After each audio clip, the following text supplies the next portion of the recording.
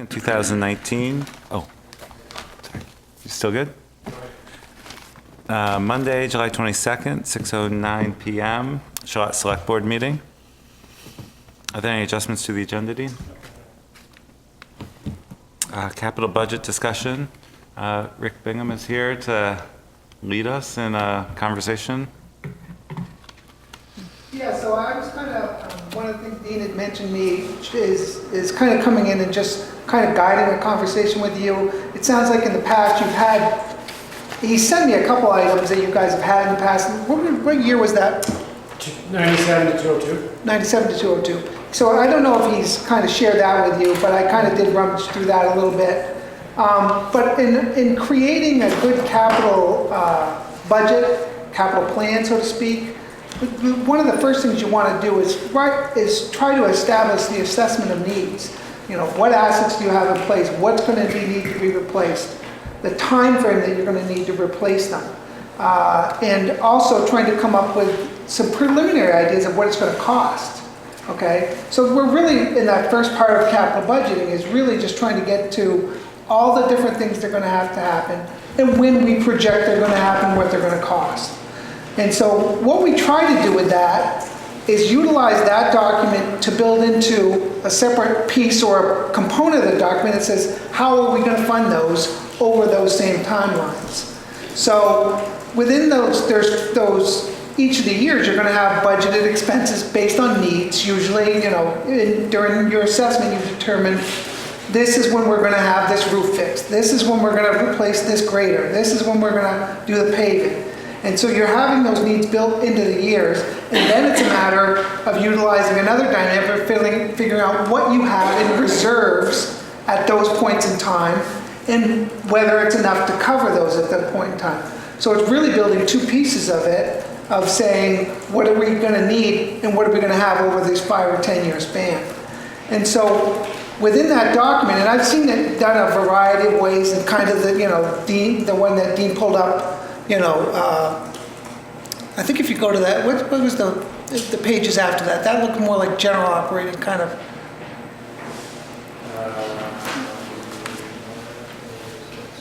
That's the one right there. Yeah. Yeah. So we're looking at, like, for me, when I'm looking at it for you guys, and I kind of looked at a couple of the spreadsheets that Dean sent. I think. Well, yeah, that's the one. I'm kind of looking at all the different pieces and looking at the years you're gonna. I assume when I'm looking this out that those are the years you're planning on spending, or those are the years you're planning on putting it aside. I'm not sure how it was built, and I was trying to dissect it a little bit, but it was a little difficult to understand. But basically, what it looks like in this case is you're identifying all the different pieces of what you're going to need to replace and when you're going to need to replace it, which is what I think is going to happen first. And it looks like you've started that process, Dean? We did several months ago.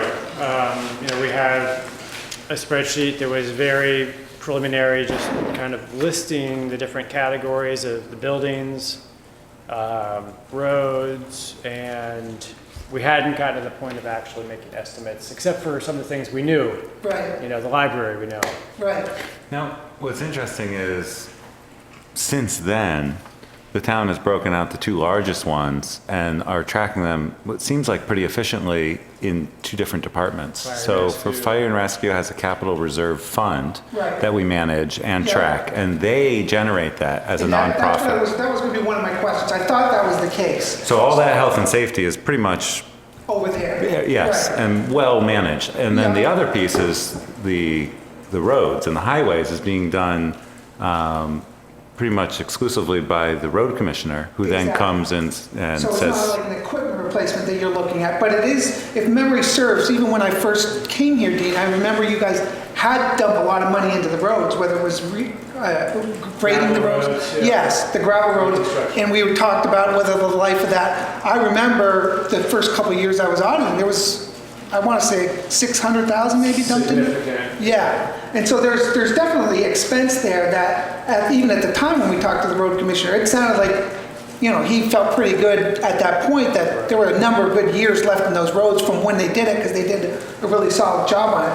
But that's the kind of thing that has to be reevaluated every year, because whether things just happen and, you know, it could be getting worse every year, more significantly than what was projected. So I think that's kind of what, you're right.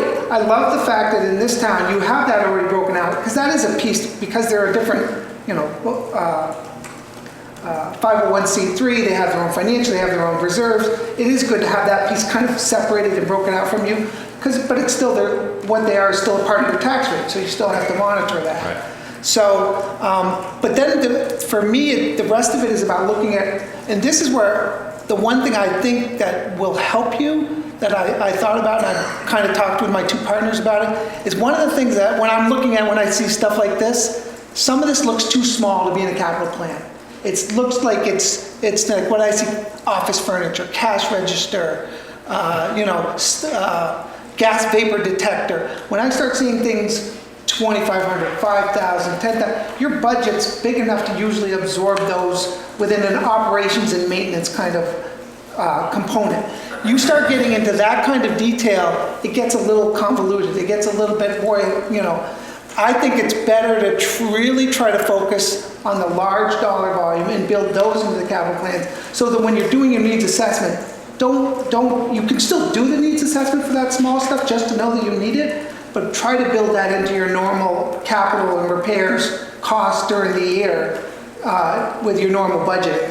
And then the big ones, whether it's, what we talked about, bridges, culverts, roofs, major building improvements that are going to have to be done. Those are what I would focus on. Those are what I would look at. Come up with original determination.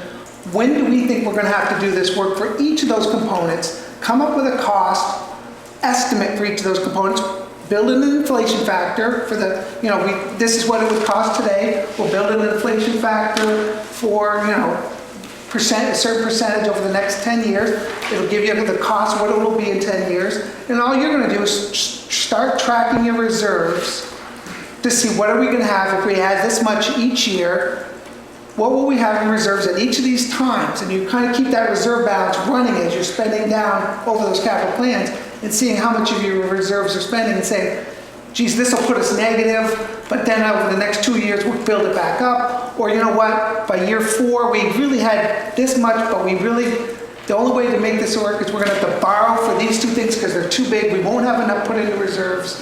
So it's really kind of setting that plan into motion of what you're gonna have in reserves, trying to keep those reserves flat so that the tax rate doesn't get the big gyrations from saying, oh, we're going to put 50,000 this year, but having to put 200,000 over the next 3 years. So trying to, as best as possible, add to those reserves on a consistent basis that doesn't fluctuate so heavy with the tax rate. Along those same lines, the other ways to build that, how you're going to pay for this, is going to be through borrowing. And that's the same thing with the tax rate. You want to kind of look at that. When we get to this point, we're going to need to do this, and we're going to need to borrow for these things. And you start looking at that too. What's that going to cost us? What are the years we're going to want to put those over? How will that affect our tax rate? So all those components get built into, what makes a good capital budgeting plan. So what would be the low end on the number that you'd want to start with putting in this plan? And what would be the low end on the number of years before it needs to be done? I know you don't want to put in your capital budget plan, you don't want to put in a yearly thing. Exactly. So you're basing it basically on Cost. on cost, which what you're saying is over 50, Yeah. kind of, in Yeah. a general term. Yeah. And 5 years or more. Yeah. And I probably would say those are pretty generic and pretty good routes to go. But I will say every board, every manager, every group, and how they decide and how they want to go. I'm throwing out, when I look at this, what my blush take is. People will have different takes on it, Right. wanting to really control it. I'm just talking about a place to start. Yeah, exactly. Okay.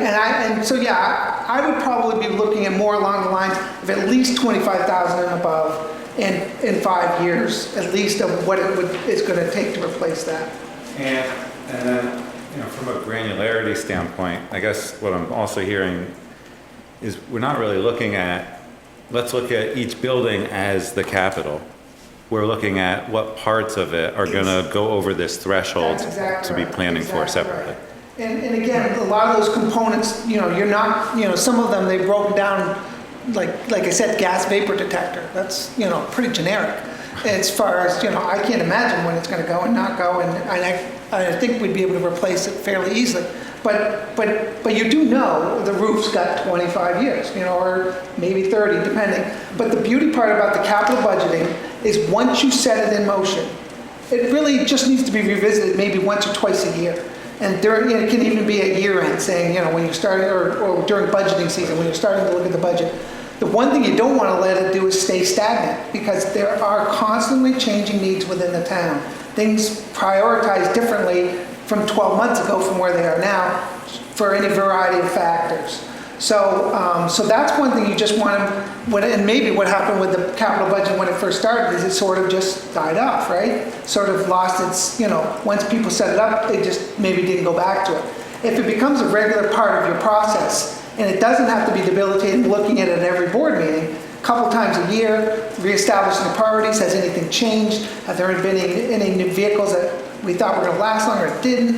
And, Well, and I think historically, I might be wrong, but these dates kind of coincide with the road commissioner we've had. Jay Hutchins was kind of in the mid-90s, so Yeah. that was a changeover. We've had the same road commissioner now for 20 years. exactly. And the capital reserve fund for the fire and rescue, so that probably took the wind out of at least 2/3, maybe 3/4 of Exactly. what that was managing. Yeah. In the school too. Oh, yeah, and the school piece peeled off. Exactly.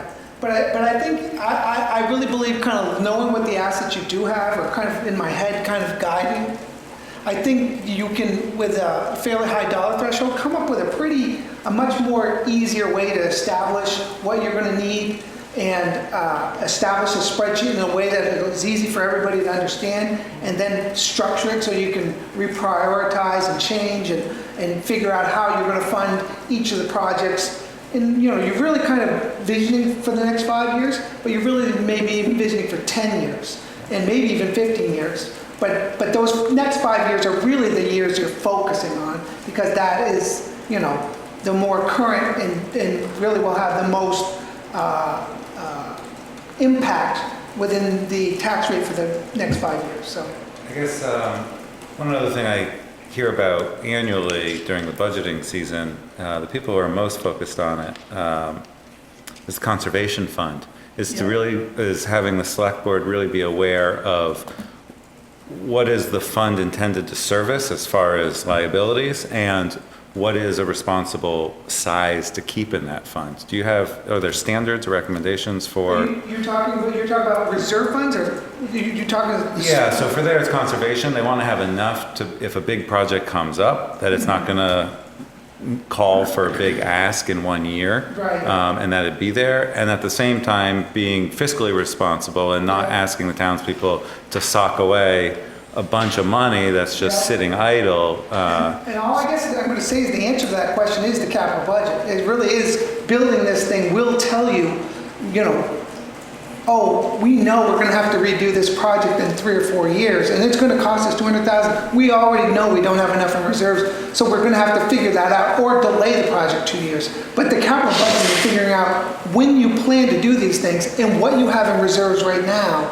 I don't think there's a golden metric for what you're putting into it until you build that plan to say what you need. Well, okay, let's say it's built. I guess my question is really centered on what's a comfortable reserve based on what we know is out there? Are we trying to keep this within, $20,000 of being drained?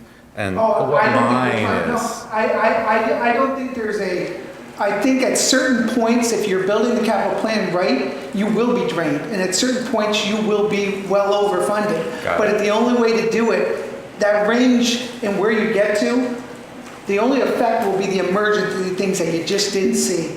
And you took to it, and it brought you more negative, and now we're gonna have to adjust our capital plan. Maybe there'll be an effect to the tax rate, or maybe we're just gonna have to increase reserves a little bit over the next 15 years.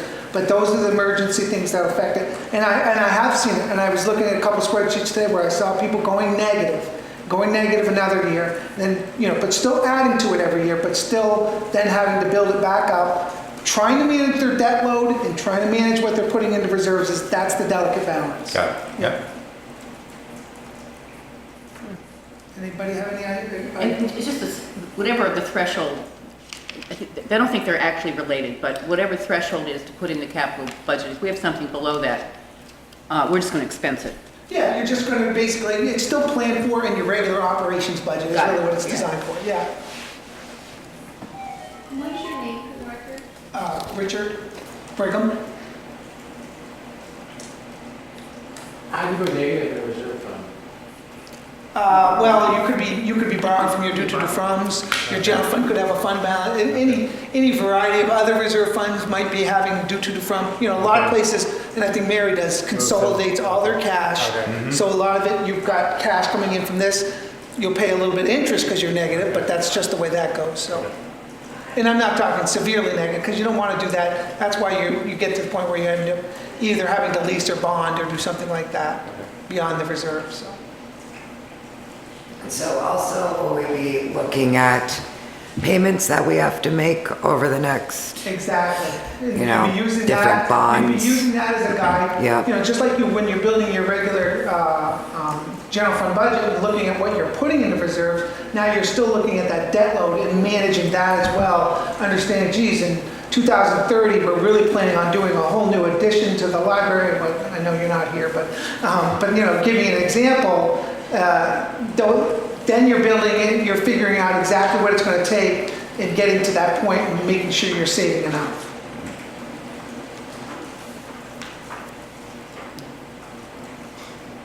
His last name is B-R-I-G-H-A-M.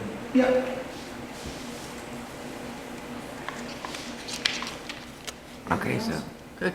how do we start? It's great. But it looks like, to me, like we have not refreshed the capital budget for a substantial period of time. Yes. Right, right. And I think the one thing they didn't do back then was keep track of the accumulated reserve fund. And at that point, maybe there was just one reserve fund, or I can't really tell how many reserve funds there were. I'll bet that was an issue. I bet, because back then, a lot of times there weren't reserve funds. People were trying to keep the tax rate as low as possible. They weren't building fund balances, they weren't building reserve funds to look at the future needs and big projects, and then they were getting those spikes. And that's when capital budgeting really came in and said, let's try to avoid the spikes by building in a capital budget as well as our operating budget, so. But I'd be glad to, as you guys go through the process, if you have questions and want to say, would you include this, would you not include this, how would you handle that? Dean and I have a regular open line of communication to deal with that. And, we can kind of revisit some other towns and see what their spreadsheets look like and see what options are more user-friendly and readable and kind of give you a real good understanding of what's going on. We gotta get an assessment of what we actually have and to find out like the roof here is due up and whether the one on any of the other buildings, when they were installed, when they're due up, so we know what time frame to put on this. Exactly. And we've gotta figure out that and I'm assuming that we have to put something in for any kind of roads that we wanna do any work to, like when Junior raised up Dorset Street. Yeah. We had a big expense there by raising it to find out whether he recommends any other roads be We have Moncton Road. upgraded. We got Moncton Road on the books now that are coming in front of us, but there may be other roads that need some kind of major structure put in or even being paved at some point or time that aren't in the plans. So we put paving in the capital budget, which is a pretty big chunk. Yeah. Yeah, We spent $235,000 a year. Yeah. That's been flat all right, 5 years I've been on. right. But yeah, that's a, And that's really where you're going back to your needs assessment and saying, will that stay in place and will we get enough done to make that work? Is that enough for what we're doing every 5 years and can we stay with that? because like I said, there was a time, I know when we walked in, forgetting the paving of the roads, I remember the dirt roads that they talked about, which are, I drove them, they're amazing, so, for dirt roads, because I've driven all over the state, and so, they did do a good job, and they are probably gonna last you, but it's a good idea to identify when you will have to redo them, so. Right, and that's what I was saying about Dorset Street, 'cause I know Junior raised it up Yeah. because it was in a wetter area. Yeah, And he raised it up, I don't know how much, a foot or two, and put in stone and brought it all up. And I'm sure that was an expense over and above his normal budget. What we really have is, because the fire and rescue does their own capital budgeting. Well, we build it, we Oh, well, fund it. We fund it, no, I yes, know that, but, during the, but I'm budget thinking about cycle. expertise Yep, to bring to the table. So fire and rescue would bring their expertise to the table about what their needs are. Junior would bring his expertise about the roads. yep. And, no, I'm just trying to figure out what's left. And that is this building, Well, it's all the town buildings. all the town buildings. And it's not only that, but it's also things that are a bigger expense randomly, which would be like when he raised Dorset Street, or we have to do Moncton Road. Right, We're right. looking at that now, and maybe, maybe we'd look at, have Junior tell us in different places around town that may need a bigger job. And that way it could be put into this capital budget, maybe above and beyond his normal road budget. It'd be Right, something, right. it'd be an extra capital reserve for the road to, He also often applies for matching grants right. when there are big projects like that. But I was just what I was sitting here thinking through, That's trying the to think. Well, there's bridges too. Bridges, I mean, too. two of them, three of them have been rebuilt recently, but But I was there's, trying to think through, where do we get the expertise to put these capital budgets together? Yeah. And so the library, senior center, fire and rescue can bring their expertise, Junior brings his expertise. And then, Frank, all I was trying to do is, so that leaves this building. And the beach. And the beach, absolutely. Right, but it's not just the expertise, we gotta know the dates of what's there now, Absolutely, so that we can absolutely. figure out when things need to be updated. did we, The roof I'm and late other to the things. show here, but did we talk about a dollar threshold that qualifies? Is well, there, we've talked about, that's really up to the board, but I did mention that when a lot of the stuff that I've been looking at looked a little small to me to be included in the capital budget. So I think we were kind of discussing around the $25,000 level felt more accurate for capital budgeting, and that a lot of the other smaller stuff could fit into a normal operations budget, what you do for the could still town. be a capital expense, but it doesn't have to be It can still be a budgeted. capital expense, and you can still keep some of your reserves for a more current capital idea like that. You're exactly right, yeah. I had a question about, from the accounting side. Do you think that it makes sense to maintain the capital reserve fund that we have with fire and rescue, or to join them all back in on the books into one capital reserve fund? I don't think from an accounting perspective that will have any effect. Any You can do bearing. either way. And from I a- mean, as long as, to be honest with you, it's what you have is an open line with communication with them about what they need, about when they're gonna need it, and you kind of establish the plan, whether they're holding the money or you're holding the money, that really doesn't matter. Yeah, Yeah, okay. so. Great. Well, thank you for Good coming in. information. Appreciate your time. Woefully behind. We're like 20 years behind. Capital budget. We've just been doing it on the fly annually.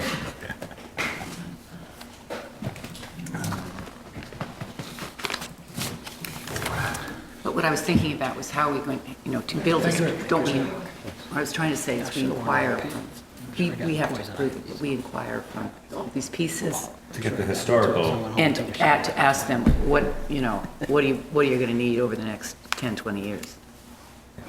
Well, no, that's what they have done over the last 5 or 10 years. Exactly. So we Yeah, can if we get can- historical about it. If we could plot historically for the last 30 years, that'd You give us a could- yeah. trajectory where it probably, you can it's gonna make- have to go. It's not gonna go less than that. No. Yeah, I'd like to think it would, but. see if we need history. Great. To be continued. The 6:30 item, an update, RE Nordic Holstein versus Town of Charlotte. I think you were wondering about an update, and I think Betsy Tagatz is here in the building. I would make a motion to go into executive session to discuss this, because it currently involves a lawsuit. But do we? Is there a second? I will second that, but is And Bill is here, invite- do we want to let Bill, or take him out of order, so he doesn't have to wait, or Well, we can wait? I don't think so. Or is Betsy gonna be, she's here, she's in her is office. she, are we going to I invite would her invite her into our to our executive session? executive session. What was the motion? To go into executive. Oh, okay. With a friendly, Due to existing litigation. with a friendly amendment to invite Betsy into executive session. All those in favor? Aye. Say aye. Aye. Aye. Opposed? I will be out shortly. Motion to come out of executive session? Second. All those in favor? Aye. No action is going to be taken, and we'll move on to the 6:40 agenda item. Bill Fraser Harris is here to request the use of the town beach on July 25th and August 1st for concerts featuring members of the Vermont Symphony Orchestra. Hi, thanks for fitting me in short notice. It was somewhat short notice that we lost the Mozart Festival, and in the success that we had with that, I was hoping that we could follow on, and I have met up and with Jane and Susan Kittredge, and predominantly Jane, who is with the VSO. And she has an ensemble that played at the Congregational Church just recently. Spoke to her, and they are very excited to fill in for the Mozart Festival at the beach. And in talking to Dean, he suggested that because of there is a difference in financing format, that I should come to you and request with a new application for, event application for use of the beach. So if you have questions, I'm happy to. I was asked to be brief, so there's, which is hard for me. Really appreciate it today. Any questions? Is there a motion? I would move that the town beach be used for these two concerts, July 25th and August 1st with the VSO. I'll second that. Any discussion? All those in favor, indicate by saying aye. Aye. Opposed? Thank you. And, Did you win your yeah. tennis game today? Pardon? Did you win at tennis today? I always win at tennis, Louise. No, yes, we have. Long story. Thank you for the flowers, Louise. They're lovely. All set? He means at the edge. Oh, yes, no, at the edge, yeah. That was brief. How'd I do, Dean, all right? Nice job.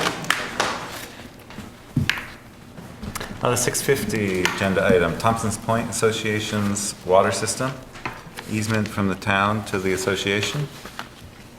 So there are members of the executive committee of the Thompson's Point Association here, and just to build a background, the Thompson's Point Association operates a private water system that serves camps at the very end of Thompson's Point. I'm not sure actually how many camps? 34. So there's been actually a water system in existence for, Dorothy is going to pass out some photos since at least 1939.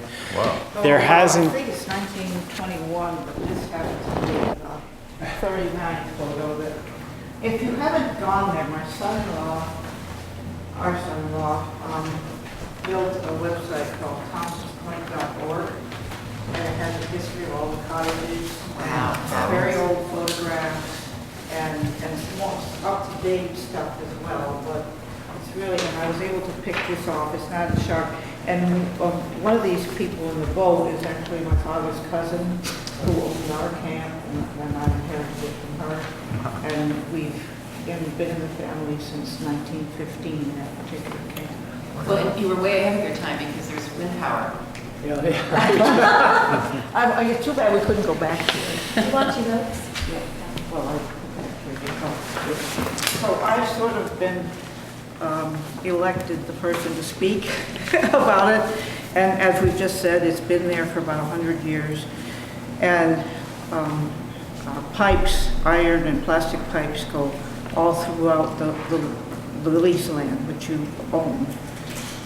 And we've been pumping the water out of the lake at that end of the point since 1921, I believe.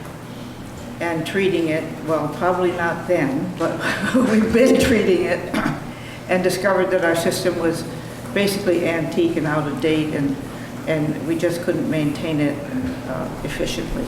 And the state is helping us to get it right, and we have engineers, we've invested in engineers to design a plan, and I think we have a copy of it here. Maybe you've received it. And also the state has helped us figure it out on getting a loan. So the loan, a very substantial loan, needs proof that we can always run these pipes across the property. And it is a historic district, and with the good water that we have, it makes our properties quite valuable, which you benefit from, as you know.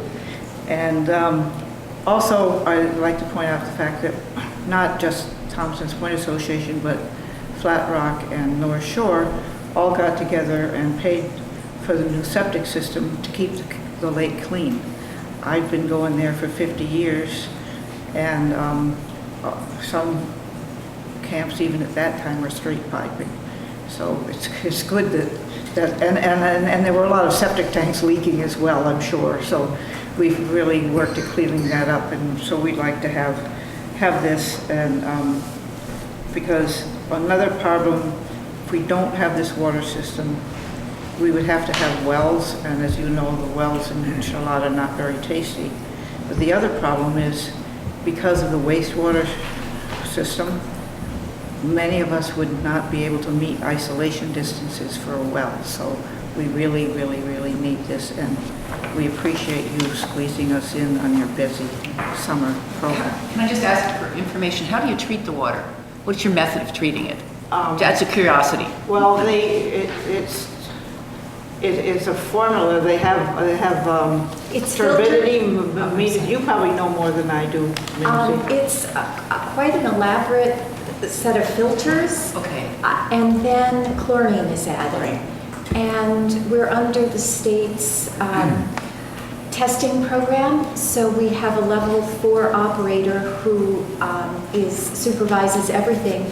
It involves daily testing and data gathering. So in the past, our superintendent, by the way, I'm Lindsay Murray. I'm one of the co-presidents of the association.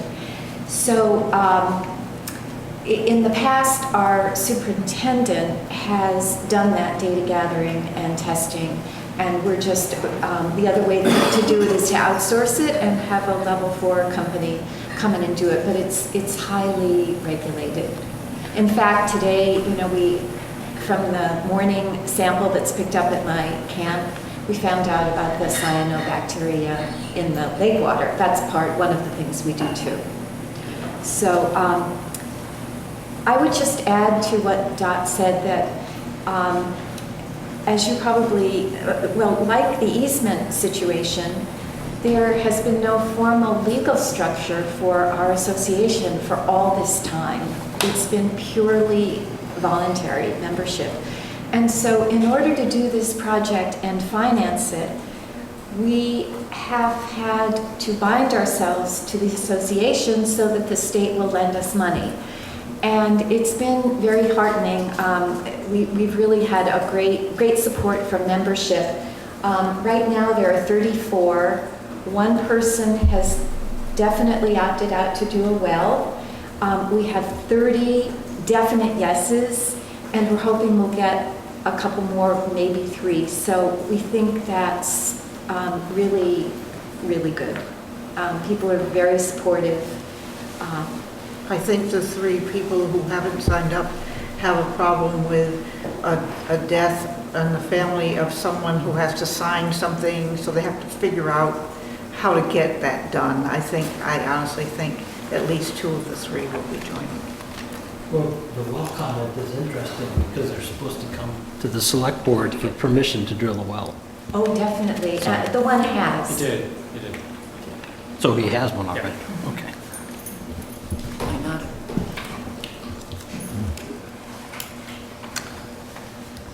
The document that we have is in a draft form? On the table is the most recent, which the 2 attorneys have come to agreement on the issues. So I think that's pretty much the final. I, maybe give them a day or 2 to have any second thoughts, but I think they're pretty much in agreement on everything. So the recommendation from the town attorney was that you approve it and with a condition that if the town attorney has any other changes, that would be able to be made. And also what's required for the conveyance, this is a town, the conveyance of a town asset, basically, an easement. So there's a require for a notice, which is called the 1061 notice. It's Title 24, Section 1061, that before you actually execute the easement, the notice has to be posted for 30 days. So you can approve the easement with a condition the town attorney gets to review a final version and also approve the 1064 notice. Is that a motion? I'll make that motion. Is there a second? Sure, I'll second it. I got still a question. I don't see anything here about as-built or monumenting where the pipes are. I thought there was an addition about Did that. I miss it? In the final, This is the PER, and that's the map that our engineer supplied. This one kind of shows the water line in color, so it's a little easier if you'd like to see that. Well, this is a big picture. When somebody goes down there to dig something, they have to know where the pipe is. This picture is probably not sufficient to locate the pipe so the guy doesn't dig it up with a tractor. It references As-built? system map figure number 4. Is that available? That looks like where it's laying out all the burdened areas, the transmission mains, pump house, lake intake, right, second to last paragraph. And then it's saying on, that we can find all of those burdens on the attached plan entitled Proposed Water System Map, figure number Okay. 4. There has So I been did a miss it. detailed Well, I don't see it attached either. mapping done. A lot of the, because this is seasonal, a lot of the pipes are above ground. Nothing is very, very deep. Yeah, it only operates, we probably should say that it only operates from mid-April, if we get it going that early, till October 30th. And I imagine that most of our our leaseholders know to contact our water system people if there's going to be any digging in their yard, because they are responsible to make any repairs to our water system. So they usually contact who's ever going to be digging. I think We there's, have always worked very closely with the wastewater people, with Steve Williams. In fact, right now, Jake Williams, his son, is our acting superintendent. well, that's just my concern. I mean, is they have very specific drawings as to where stuff Oh, is. yes. And this should be the same level as those drawings, just so somebody comes in and works on their camp in the winter and crushes your pipe and you go to start it up and they didn't know it was there. Your pipe is, so I don't know, I guess it would be language that's similar to the wastewater. There I mean- was, at least discussed language about as-built, and maybe it didn't get worked in, so I can raise that question with Yeah, the town that's attorney. kind of what I'm thinking about, is Yeah. there should be a relatively, especially in the age of GPS, there should be some accurate as-built, so And I know they are working with Otter Creek Engineering, so there are, sure they could do it. Right. It's just, I actually think a lot of the, I think a lot of the GPS has been done. So we can ask our engineer. Yeah, it looks for like that. it is. Page 2, first paragraph under water system easements. It again references being shown on the plan, specifically the right to install, maintain, repair, replace, relocate, and extend the lake intake, water treatment system, storage building, transmission and distribution pipes, all as shown on the plan, and any related equipment. It is referenced, we just don't don't see have the addendums with this easement. well, as long as someone's gonna do one, I don't, Yeah, do you know I'm if not trying to that- make a fuss. those have been drawn up, or they will be? they do have a plan that shows the existing system. You know, I guess what you're saying, Fritz, is if it changes, they should also add to any changes to the system. Well, yeah, I mean, even the system should be documented as well as you can, because, Yeah, I mean, this plan must exist somewhere. It does. An engineering It plan. absolutely does, yeah, and I apologize for not providing it to you. Right. It is a definite engineering plan by Otter Creek Engineering. Is that- sure. All those in favor? Are there any other questions? Was there actually a motion? Yes. Yes. Okay. You use the verbiage of the Oh, motion? yes, you're right. and Okay. And I agree Louise with Copy, okay, Louise. yes. Made the motion. motioned it? Louise and Karen. Yes, Carrie seconded. All those in favor of granting the easement as moved? Say aye. Aye. Aye. Signed by the chair. To be signed by the chair? But I have I'd like to raise a different issue. I'm now concerned that we, or not so much concerned as it's a long-term policy question about the alternative of well drilling in the presence of this water system. And whether or not that's something, not now, but something down the road we should think through about, should we be granting well drilling permits in light of the availability of the water system? And I don't know the answer to that, I'm just raising I it. think that came up like, what, 3 or 4 years ago? Wells, and, because somebody just went ahead and did one, drilled without asking.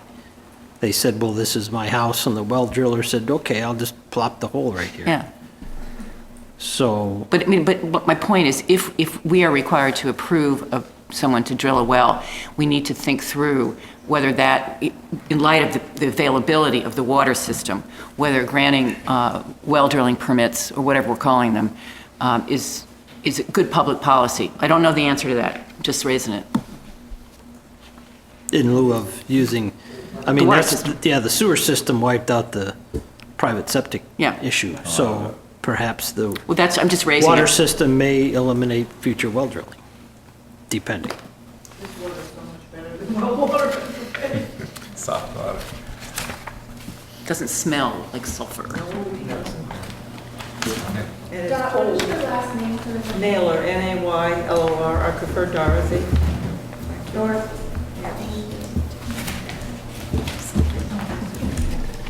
I'll tell you the story.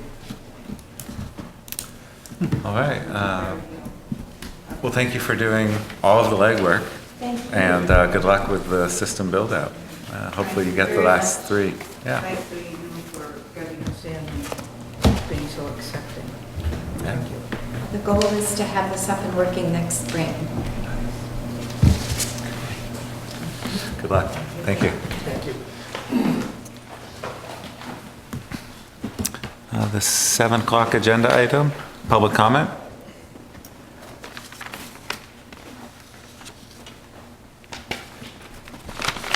Whiz through that one. Catching up. 7:05, select a contractor for the town wastewater system maintenance contract. We received 3 bids. We opened at the last received meeting. 3 timely bids, which I put on the spreadsheet. Yep. And it's pretty clear in terms of cost, the difference between them. I did, because 2 of them didn't respond as far as task 10 goes, I did a total and then a total without number 10. And number 10 is jetting and vacuuming of distribution box and laterals. It did occur to me in comparing the, first of all, just to say, I will say P&P Septic did submit a late proposal. They didn't respond in terms of set fees for each item. They were on a more on an hourly basis. So I think the 3 that were submitted on a timely basis should be considered. Was there a total? There wasn't a total, no. It was just an hourly price. Right. What was that rate? It varied based on the task, between $250 an hour, or actually $175 an hour and $225 an hour. And this is an annual contract? It is. So this is the first time we've done this. Right. And the idea was, we have a wastewater system that serves currently the town hall, the library, the senior center, and the fire station. And every now and then we pump the tanks based on if there's a backup, or, we clean the filters if there's a backup. So the idea was to try to start doing things proactively. And in the past, we have had filters back up, so that's cost approximately $200. So currently in the budget is about $200 for this. So we weren't sure, I think in the past, what to budget, which is part of the reason for going out to bid and finding out what the actual cost of some of these tasks are. So I guess I would suggest that the most basic urgent items are really cleaning the filters and inspecting the filters in the tanks, and reviewing the mechanical, the pump station. So I would suggest hiring for, at this point, for task 1 and 2 through 5, and then going out to bid next year, or building into the budget what we know is going to be more higher costs for the other items.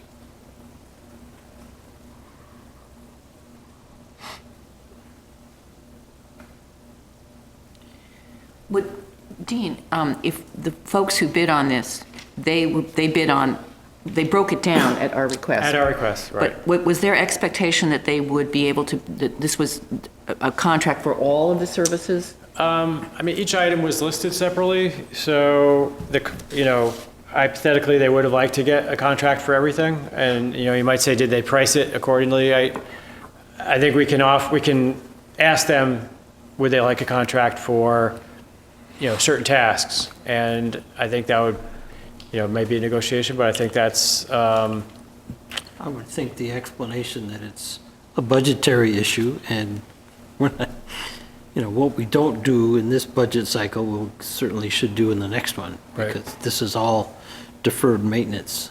right.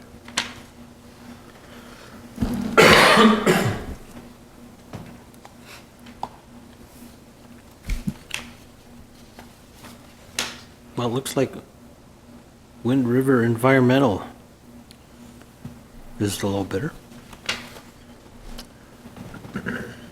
So I'll make a motion to approve Wind River to do the town wastewater system maintenance, to include tasks 1 through 6, or 1 through 5 in this budget cycle, and the balance to be deferred to the following year. Just so I'm clear, and I agree with you if I understand you, is that we're actually letting the contract for all the tasks, but we're deferring 6 and up and later. We're giving the contract, but the tasks 6 through 10 will be done at a later time. They don't have to go out and rebid. We're giving them the bid, but we're asking them to defer actually doing it. Well, technically, we can't. We can't do that, We okay. can't contract, so we're just, All right. we're picking them to do tasks 1 through 5. Okay. if they will. And then not to exceed $2,075, the sum of those two? Yes. $2,075. Any further spending would have to be authorized, because you never know what you're gonna find.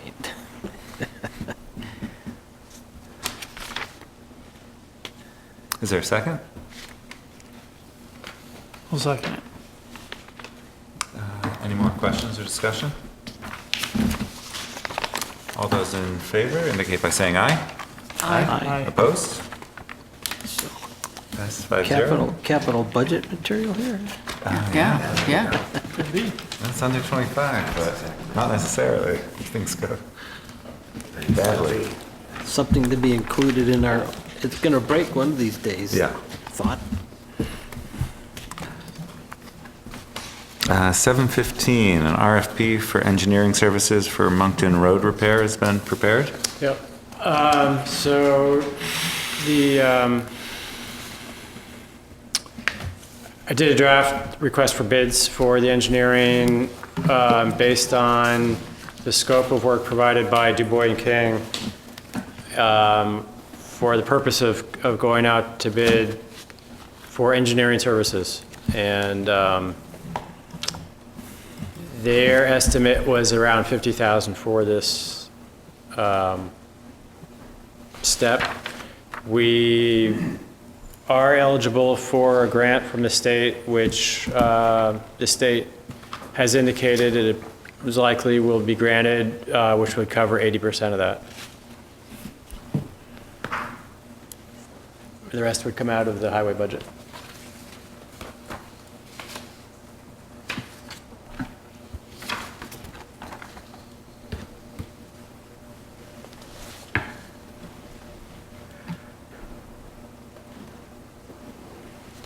Did I give you a copy?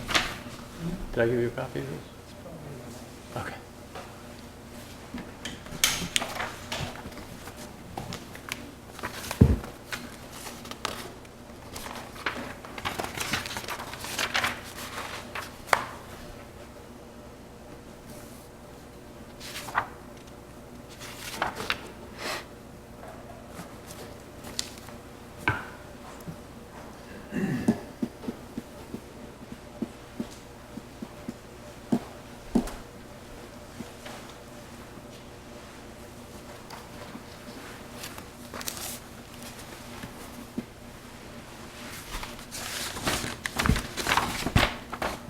Does the road commissioner have any comments about this? No? I'll make a motion to approve the RFP for engineering services for the Moncton Road repair. Any more questions? Looks good. That's great. Looks good. All those in favor indicate by saying aye. Aye. Aye. Opposed?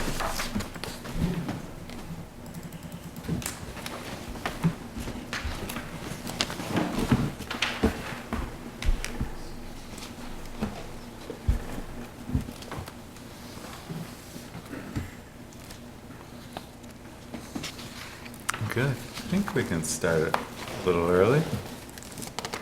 Discuss the town pound. What's that? You can discuss the town pound. Yeah, we could pull that up. So, the 8:05 agenda item. Had a site visit at 5:15 to a little-known town-owned property. Actually, yeah, I could just flip it. The other way? Oh, there you go. This is what Almost, right? Oh, Sorry you just about turn it that. over. Yeah. Oh, cool.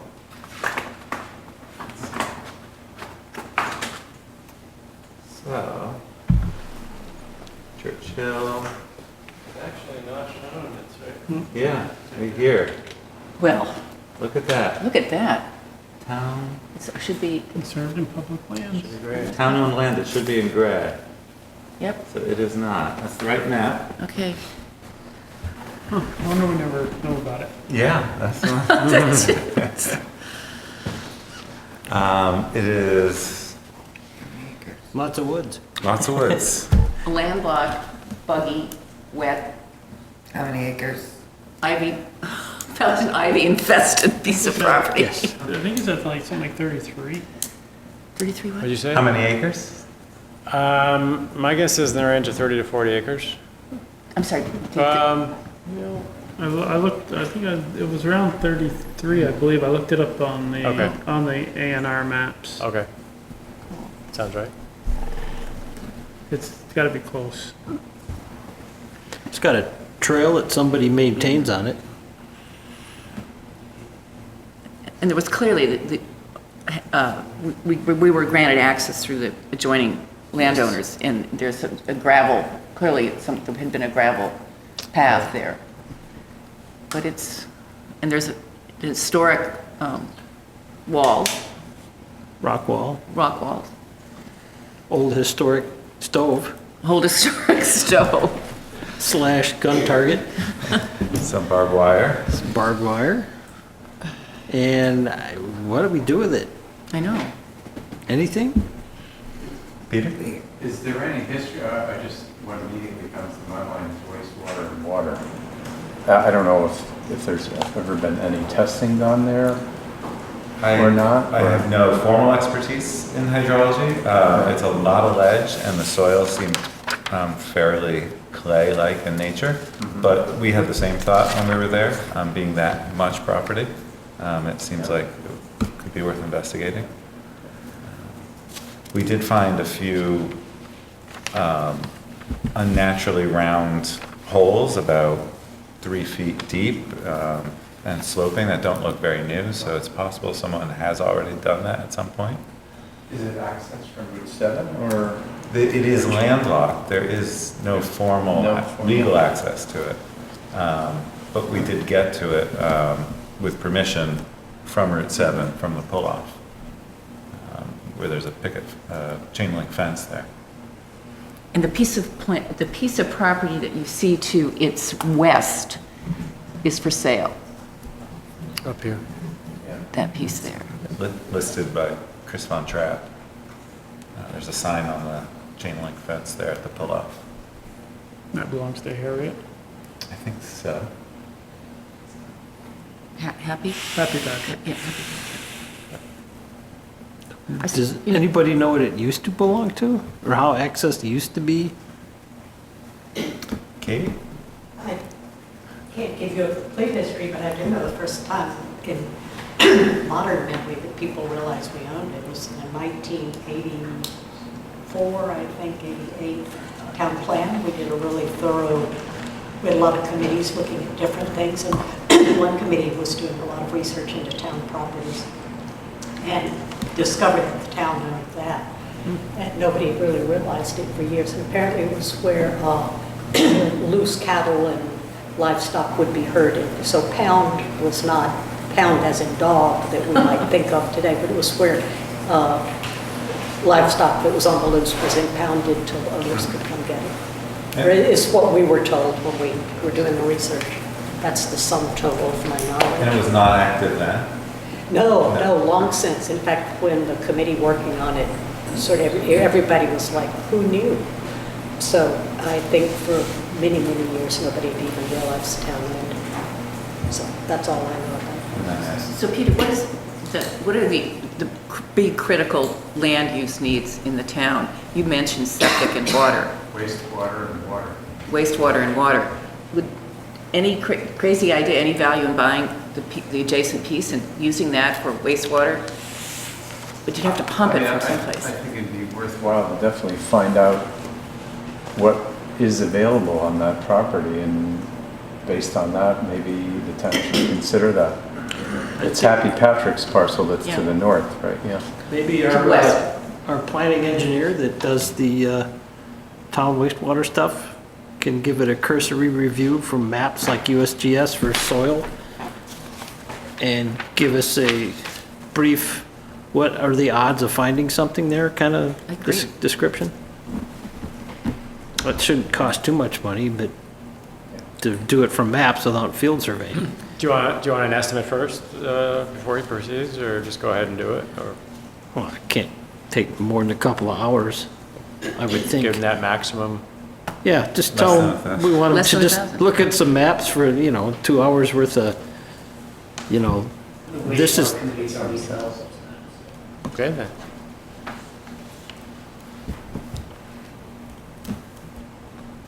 is this Covington clay, is this?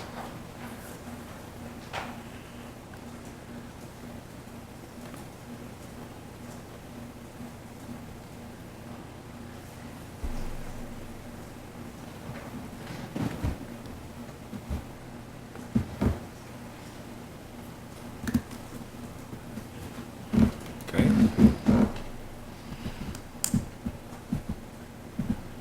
That to be presented at a future date. Yeah.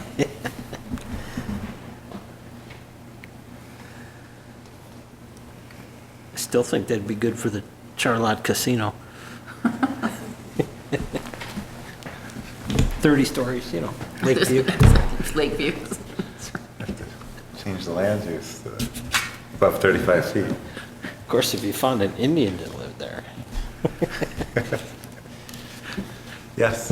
It may be used for something that doesn't need wastewater or water.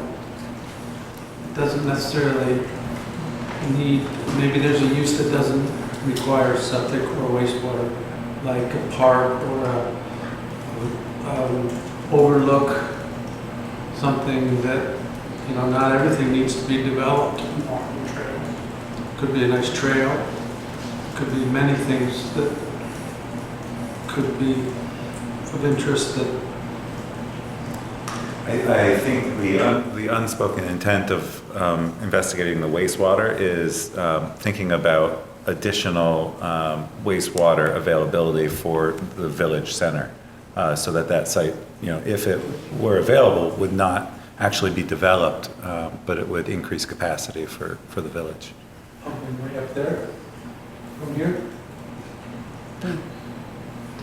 Peter? Yeah, I would also add that I don't think one precludes the other, depending on the nature of what's found or not found there, in terms of having some combination of both, maybe. Yeah, and it may just be the water, the water, if there's good water up there, That'd be bringing it downhill. well. Yeah. Yeah, that's the intent, is just to kind of see what we got before I we can see can that being a discuss good what to place do with for it. a drilled well, being isolated as much as it is. We're just looking at all the town lands. The different pieces is first one and first time. The next one is scheduled as Whaley Whaley Woods. Woods. Yeah.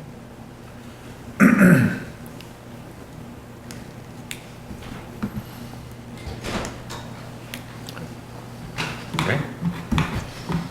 To be continued. So I didn't catch that, so the plan is to do like a preliminary? Is that, Just just get a sense of ask what? the engineer that does our town Yeah. septic stuff to give it a once-over looking at maps, USGS soils maps, and, they can get a 30,000-foot view of whether it's what's likely or not likely to be there from a geologic and point of view. Sounds good. The 7:30 agenda item is the village wastewater system ordinance. The town has a committee that's been working diligently, and I will pass this off to Fritz. You want to take it from here? I would.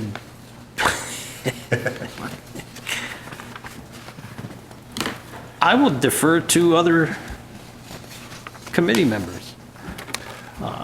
Who's here from the Who are committee? here.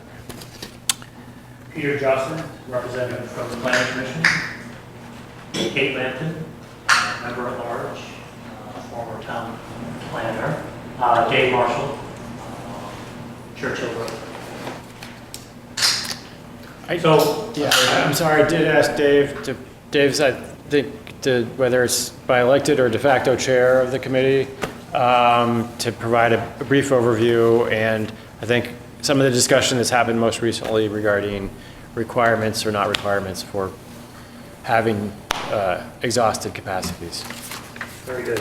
So Fritz did indicate that we have been working quite well on the proposed ordinances that would enable private property owners to gain access to the excess capacity that's available in the existing municipal wastewater collection and disposal system. And out of all that, our tasks have been to recognize the intent of the town plan as far as creating tools that will enable the village area to achieve its full potential, or better potential, by providing one more tool in the toolbox with regard to development opportunities. And the town plan, I understand, creates the goal of creating as much of an infill, vibrant area as possible. And one of the challenges that have been identified in the past was wastewater disposal for certain parcels. At the same time, we've also been working to recognize that this is a municipal resource that we need to be very careful about distributing resources. And out of all that, we've been crafting language within the two ordinances that would support this particular process. One, which is what's called an allocation ordinance, where the select board, through a process, eventually, if the applicant is successful, allocates a certain amount of the public resource for their use. And then the second ordinance is one that once somebody is tied into the municipal collection system, how that system is to be operated and the rules of the road, so-called. So that being the background, we had worked into the allocation ordinance a component that sought to limit access to this public resource unless it was of absolute need, i.e. we basically asked each applicant to demonstrate that they did not have the capacity on their own property to solve their own wastewater disposal needs. But if they did pass through that particular test, then it would enable them to further the application process with the select board as part of the allocation process. The challenges that we were recently presented with regard to both the Children's Center and the Charlotte Family Health Center was that they thought they had some wastewater disposal options made available to them, but the costs have turned out to be exorbitant. And with that, our committee has opened the discussion with regard to, did we make the original goals of managing the resource perhaps overly protective? And that's a discussion that's still ongoing today. We're meeting again on the 29th, next Monday night, to have further discussions on this. We were in a position to begin handing up information to the select board with our recommendations as far as proposed ordinances and supporting materials that would allow a layperson to better understand the process. And I don't know how many of those may have been delivered to you, but nonetheless, they're all draft in form. But we were getting close to the end of the road on our part, but we will work a little bit harder to further discuss the opportunities or how to create appropriate flexibilities under certain situations. Things that, just like any rule, any ordinance that's developed, somebody comes out of woodworks and said, did you think of this? And, we hadn't. So we're in the process of trying to work up a recommendation from the wastewater committee that can be implemented in the allocation ordinance and then presented to the select board for further discussion, review, and the like. Has the wastewater committee surveyed likely participants to see what the cumulative need might be in the near future, the immediate future, and maybe something consistent with the planning that went into what the town's future increase would, that's parallel to future needs? Well, we didn't, actually, we'll have to rely upon some of the work on past wastewater committees in which we did reach out to the community, specifically the village area, to try to get an understanding of what people's needs were. Those people with questionable wastewater systems were not really very forthcoming, understandably so. But we did have communications with the Children's Center. You know, they have always been looking to try to expand their student population, but had been stymied by their own wastewater disposal limitations. The health center is a brand new one. You know, they obviously weren't at the time when the previous committees have been working on this literally years and years ago. You know, just it wasn't in the equation at the time. But I guess to answer the question with regard to what we have interviewed the existing users and what their foreseeable needs are and what we had identified as far as other potential suitors for the public resource, we found that generally the excess capacity that was still available in the system still wouldn't be taken up by those proposed suitors, we'll call them, or applicants. The only other one that we had a very brief discussion with was the brick store that's just looking to try to expand their offerings in that particular location, and again, they're limited by wastewater. So, you know, I think those were the three primary parties that we've had discussions with. Do you have an idea of the amount of usage would be done by each one of these places? I'm sorry, Mr. Teddy, what was that? The usage, the gallons per day by each place that you're talking about, which would yes. be That's the library, the town hall, the No, fire department. no, The interested private parties. the interested private Okay. parties. So you're looking for the total flow there? Total request. What would be they the might want. request? What they might want? So the Children's Center was only looking for perhaps 100 gallons per day. Health Center about 800 gallons per day. And I think going way back to the brick store, it was maybe 1,000 gallons per day. Do you know if that was under the current ownership or the previous? Previous ownership, I know the current ownership has also mentioned an interest. Great. Yes. I had a question about the resource. And since everyone's here with kind of the historical knowledge, so what the committee has been looking at is the built-out septic system of the infrastructure that's in place today that could be hooked onto immediately. Is that right? The answer is yes and no. Okay. Currently, your existing system has a series of pipes that flow by gravity from each one of these users into the pump station that's right at the end of the lawn, right over your shoulders. And then that is conveyed by a force main. That's a pressure pipe under pressure, westerly up Ferry Road, and then southerly along Greenbush Road, and then crossing the Burns property meadow to the old gravel pit. And that's where the wastewater disposal system is today. The disposal capacity of that particular property currently is limited at under one particular program, what we call a small scale program through the state of Vermont, to 6,500 gallons per day. But ultimately, if you wanted to expand beyond that, and there is the disposal capacity of approximately 15,000 gallons per day, that's administered by a different program, the indirect discharge program from the state of Vermont.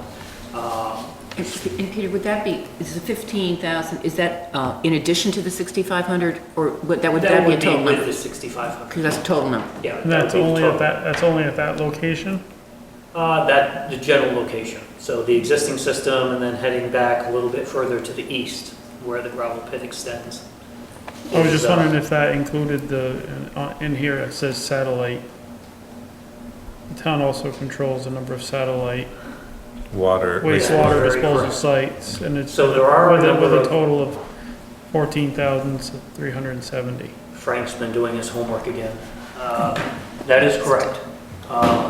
The town controls a number of easement areas outside of the Burns property, primarily out by the old lantern. There are a number of easements there. It also has one out at the Lavalette, thank you. You used to have that. We haven't, no, we still do. And I'm just trying to think of any others.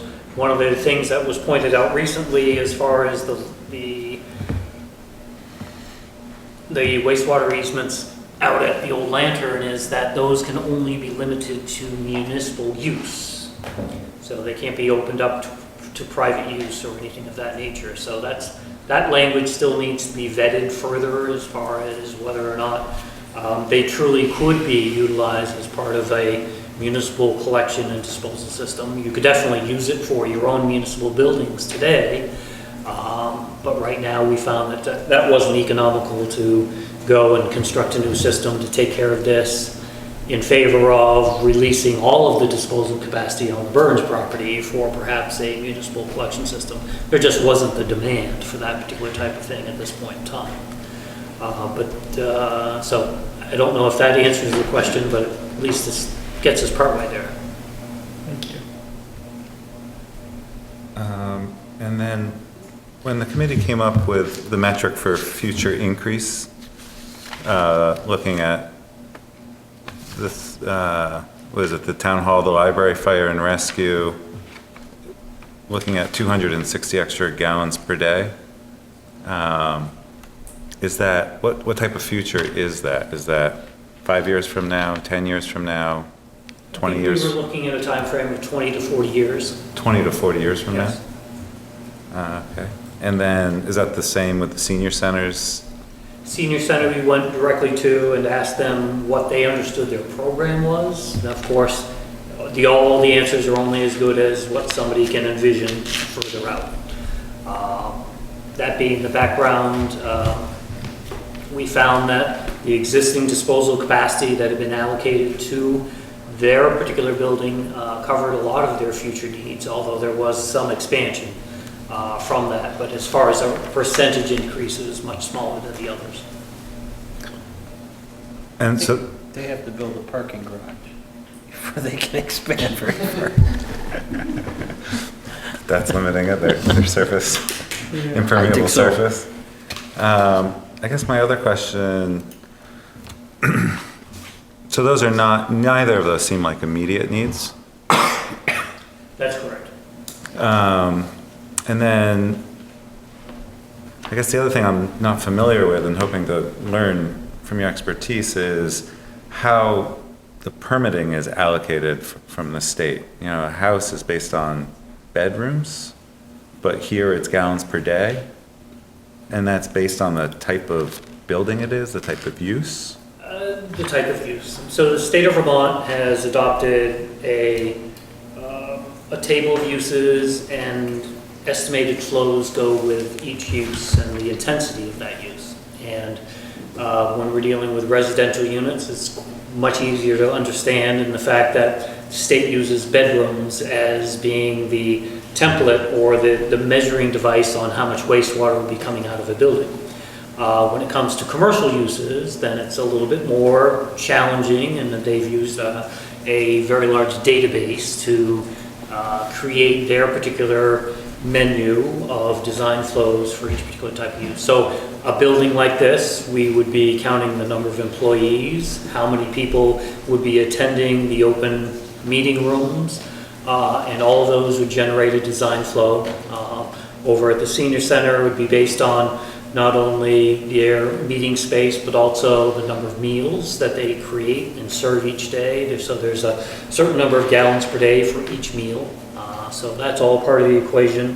Fire department is very much a gathering space for, we've counted them as 40 employees for all intents and purposes. So they could hang out there all day and have their design flows accommodated in that particular building. And then, of course, the library is a combination of both the employees as well as the people that come visit. And the bathrooms are open to the public, so we have to allocate a certain amount of flow for all of those visitors going to the library. So that's actually probably one of the most immediate needs, is the expansion of the library, if that were to come to fruition. And that's again what has been identified as part of the expansion potential for each one of the land uses in the library in particular. One part where I'm a little fuzzy is where the rubber meets the road, so to speak, on what the actual use is and its tax on the physical infrastructure for the town's needs. Is that ever in conflict with what the budgeted or allocated quantities are? The answer is they very rarely are the same. When we deal with on-site wastewater disposal systems, we try to be very conservative, and state tries to be very conservative with what they think will come out of one particular person during a day versus what actually comes out of that person each day. And the reason for that is that we want to make sure that from a factor safety standpoint, that if we do have one of those peak days, that the wastewater doesn't start bubbling out of the ground. So for that peak day, we want to make sure the system is always can accommodate that, and that other, and on those other non-peak days, it's receiving less than what the design flows are. And when you start to accumulate a lot of different sources of wastewater, not all of them need to carry the same large factor of safety, because the likelihood of all, for example, all 4 municipal buildings being used at the same time at the same highest intensity level doesn't always occur.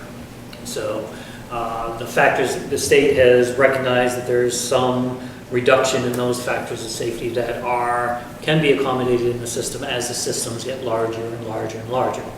The large factor of safety can be reduced because not everybody's going to be utilizing their particular building to the maximum on a particular day. So to answer the question, the things that the committee tried to work into the ordinance is making sure that that one particular user that isn't the one that's using less, but actually is using more than what was originally anticipated. We're recommending that we require that any new person coming on the system installs a water meter so that we can check their flows as far as at least their water usage, so that we can reconcile their usage against what they're allocated. And if we find that they're using more than what they're allocated, we have the opportunity to go back and ask them to either change or to pay additional allocation connection fees to recognize how much of the resource that they're consuming. Is this this may be a little too premature in the nuts and bolts of it, but just out of curiosity, was the same looked at for if they're underusing, of offering a rebate, or? Good question. The opportunity's there, but the practice is not. So many of I'll beat up on Shelburne right now. So they have 2 wastewater treatment facilities, and every 3 months, the state looks at the average flows that go through the system, and they say, hey, you're using 100,000 gallons, but your capacity is at 170,000. So you have 70,000 gallons that you can allocate back. They might allocate all 70,000 gallons out, but 3 months later, after everybody's tied into the system and the flows are going through, that we typically find that only about half of that allocated flow truly comes to the wastewater treatment plant. So even though they allocated the extra 70,000, now only 100 plus 35 is going to the plant. And guess what they do with the remaining 35,000? They resell it again. So they have no interest in giving back or giving up the excess capacity that's in their plant. And, Well, they kind of are in generating more revenue. Absolutely. They're not offering a rebate, but they're gaining more revenue. There you go. And we have the ability to do that, but because it's such a small system and so potentially few members, that the economy of scale doesn't present itself as optimistic as it is with such a big system. It's just, from a policy standpoint, I'm turning gears on the ordinances already also, and just wondering, is this like you weigh your package and pay for its weight, or is this a flat rate and you can put whatever you want in it? And the state kind of looks at wastewater in this regard as a flat rate system, and the ordinance is gearing more towards pay by weight. Is that We an actually, accurate we recommend analogy? that the select board use the state's design flows as the basis Okay. for what is actually going to be applied for. The state does provide the opportunity for you to demonstrate that your particular land use actually uses less than what they think, but it's a very onerous process where you have to take daily readings of your particular business or residential use for over a year. So if you have 1 year's worth of data, then they can cull through that information and determine when those peak periods occur, and then create an appropriate design flow for that particular use. That's more for commercial properties, that every commercial property isn't exactly what is in the state's design guidelines, but again, that would represent perhaps an existing business that wants to relocate to Charlotte, and they could spend a year, recording their particular flows and demonstrating that their particular uses utilize less than perhaps what the state design guidelines call for. So those are opportunities to demonstrate that your land use is actually not on the books properly. Would it be difficult to have the existing town buildings be metered for their flows? I'll let Fritz ask that. What's your familiarity with both this building and the library as far as retrofitting that with meters? That'd be pretty simple. I mean, they're both served from, you just have to cut a meter into the service for both of them. That would be, I think, there's probably in the capacity of the treatment system, there's probably already something that tells you how many gallons it treats, because it goes through the pump filters station. and the UV lights and all the other stuff. So talking to an operator, you may be able to decipher that information without a meter, but even if you put in a meter, that's not a big expense. It's a plumber and a few $100. Because So- it's definitely the majority of the allocated waste is the town's Yeah. use, and that could be significantly under as well. Well, that's part of the onus to a previous topic was the starting of the proactive checking of our system, because you could very well be having infiltration issues because we got a long pipe and we have never checked that. So that's part of this whole wastewater thing, is to, see what we can get out of what we got. Another thing to think about when you're talking about businesses, the committee does have some recommendations based on the town plan as to who might get priorities.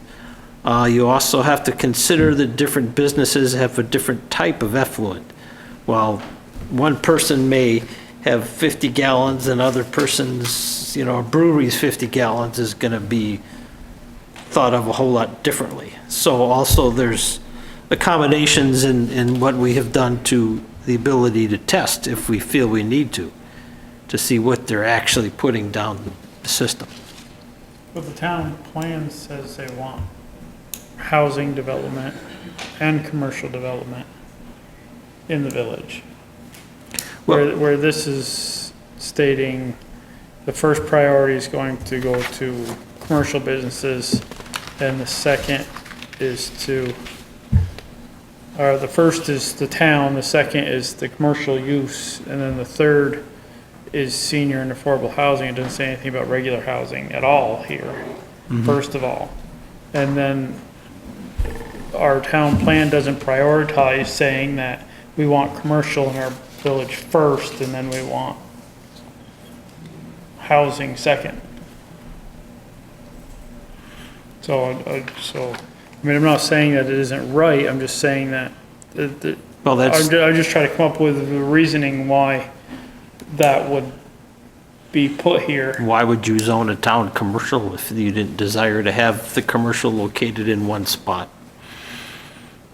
I mean, that's part of it's been discussed on the committee, and then it's gonna be presented to the select board for further Right, but there discussion. are places in the village that aren't commercial, that aren't village commercial, that may get developed or may need to be retroed to the town septic, that aren't in the village commercial district.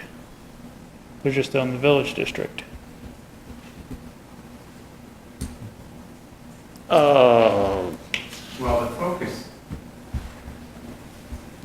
as stated as the ordinance to date, was specific that commercial, well, the town satisfy the town's needs first, commercial second, and then affordable housing and senior housing.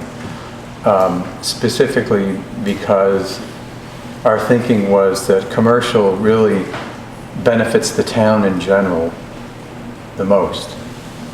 Whereas, say, a private resident who has a problem with their system is not going to do that. But any commercial development in the town is to the benefit of the town. The greater is to the benefit of the town. So realistically, this system is being only offered in the village commercial district. Correct. Okay. any existing uses, in particular residential, have a built-in remedy through the state rules, laws, that there are things they can do. That they don't have to connect to something like this. Right, but I'm just talking about, you know, if somebody wanted to start a business, they'd be able to start a business and get on this system because they can't find one, theoretically. Yes. Where a person who wants to, even if they live in the commercial district, wants to build a house, they don't want a business. Now, I want to build a house, I have no septic. Now I can't do my house, but I can open a store and put an apartment above it. Sort of thing. You know, it's just, The store benefits the town, right? I think a perfect example is what you just said, which I think really turned the light on for us and seemed to be kind of like the law of unintended consequences. The way our original thinking was, is the health center. You know, there's a perfect example of a business who wants to stay in town, but in this case, the cost is so exorbitant that it's really not doable. So I think that really caused us to really rethink the logic, because in my mind, you know, speaking from the planning commission, that if that's the case, then something's not right. You know, if we can't support those businesses or existing businesses, then we have to kind of rethink it and retool it so we can tweak it a little bit. right, and that's been changed in the ordinance from before, I believe. But before it was that they couldn't find septic, or they could demonstrate that there was no septic, and now it's no on-site septic, or no on-site wastewater. And these are. I mean, realistically, the health center, granted, it's probably too expensive, but there was an option to have septic off-site. Well, there was septic, But it's expensive. But originally it was, you didn't have septic at all, and now it's changed to on-site. Well, that's like a recommendation, and that's up to the select board to decide if we want to be like cities throughout the country use fees to entice businesses. You know, I think the way the ordinance is written, there's still the option for the select board to say, to waive fees and or the use to promote something that they want. Do we want, you know, big cities want a stadium. So New York wanted, who was it? Alphabet. You know, they give billions of dollars in taxes of incentives to encourage a business. Right. And I think the ordinance still allows the select board to consider that as an option. So that, you know, this is the ordinance, but the select board has, you know, like Dave said, somebody comes out of left field, there's something that the town feels they really want. Well, there we go, we can still do that. So I want to break this, if I can, into two pieces. One is the nuts and bolts of the ordinance. Sounds like it's really close to being ready for presentation, or draft ordinances. There might be a couple of variations to present. Yes. What is that? We will be working at our next Monday night meeting on crafting language that would address the latest requests and present those to the select board. But otherwise, in the very near future, within weeks, we'll be presenting the committee's recommendations. Does it make sense? Two separate ordinances. One that's written, it says Location. who gets to use it, Yep. and the other one is the mechanics of how it's done. Okay. So So it's really who gets to use it that we need to just Do some editing. do some I think, does it make sense in this week between then and now? Maybe Dean, maybe Aaron could just do a straw poll door to door to get a little more granular data to the committee. If there is any other interest, now's the time to let the committee know. And it's not closing any doors if they don't know, but if they do know, let's get that information to the committee before Monday. So that's one piece. And then do you think by the next select board meeting, you'd be ready for a presentation 2 Mondays from now? Hope so. Yes. Yeah. Okay. The other piece, has the committee looked at what the trigger point is and what the funding plan would be for the additional 20-something thousand gallons per day that the town has as a resource, but actually needs to be built out, versus the very simple pipe and hook up? Yeah, we talked a lot about that at the last meeting, is in whether or not it makes sense to present to the select board the proposal of doing the complete build-out. Or doing it in a phased manner, like in 2 years to the second. Or when you reach 90% capacity, does that trigger bringing it to the And town again, that meeting? speaks- Do you want to build out Yeah. more? Do you not? And that kind of speaks, a- I think, a good idea as to what you're saying about trying to do a little bit of a reality check on folks now. And I think Dave had a very rough ballpark number, right? I think in terms of the. But I think your point's well taken in the fact that we have put together recommendations as far as connection fees and operational fees, with the recognition that any user is actually borrowing or leasing time on the Burns property as far as wastewater disposal capacity. So we're basically have set it up in a way that the town recovers the costs that have been incurred to date for the entire collection system, both the construction costs, the permitting costs, inflation, and things of that nature, as part of the connection fee, and then as part of the second half of the usage fee that is billed quarterly perhaps, is one that reflects the cost of operating the system and occupying portions of the Burns property. So we've tried to balance not only recovery costs, but also occupation costs and operational costs as part of the program that ultimately will be the discussion point for the select board on how they would like to, again, offer the system to the public. So the system that we're looking at now is the 6,500, That is correct. and that's what our ordinance and our allocation is going to be for at this time.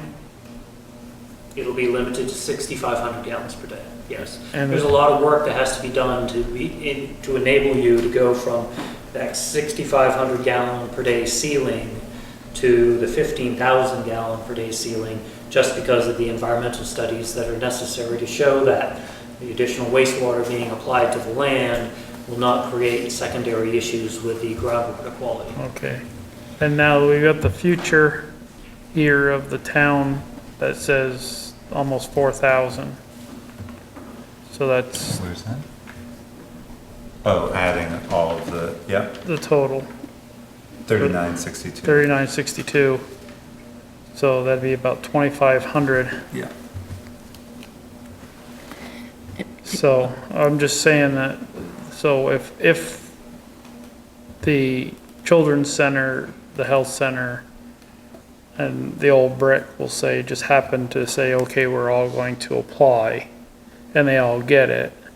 So you're talking 1,900, almost 2,000 gallons. With 800 on capacity, this future increase, With the future increase, that's also not being used every day, that's not being used. I agree. which is over 10%. Yeah. Okay. Can I ask you about, or either of Good. you, about the senior center 2,000? That's gallons per day, right? Yes. Is that a really, that seems like very high, particularly since they're not open every day. There's many days they're not open, or they're not cooking meals. Is that a really hard, I don't know. Your point's well taken. It goes back to the conservative of the wastewater design, because we are sending our wastewater to an on-site system.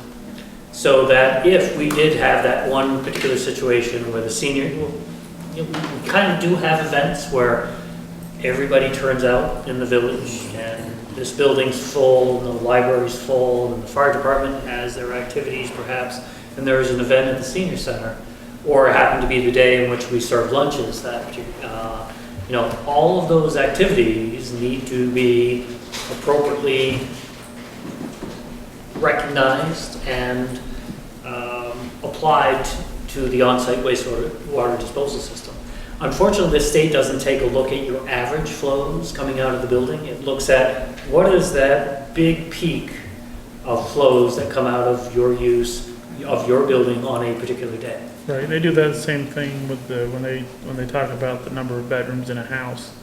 They look at the peak that would come out of a certain number of bedrooms. So for example, at your house, you have X number of bedrooms, and you say, gee, I can't imagine all of that wastewater coming out of my house, but it takes into account when you invite the in-laws over and they stay over for the weekend and they're all utilizing your showers and everything else in the house, making extra meals, all that extra flow has to go into your wastewater disposal system. So that's why they choose a fairly large number for that particular peak day, to make sure that, again, we don't have any bubbling accrued out in the backyard as far as your wastewater disposal system. So those are large factors of safety because of public health issues. So can I just point out to you, Dave, that in terms of this, regarding the children's center, 40% are in diapers. So they actually don't even use wastewater, despite the fact that there's not a provision, I believe, in the regs that actually allow us to not use the capacity that we would. Could you state your name for the... Yeah, my name is Jeff Herzberger. I'm president of the board of CCC. Thank you.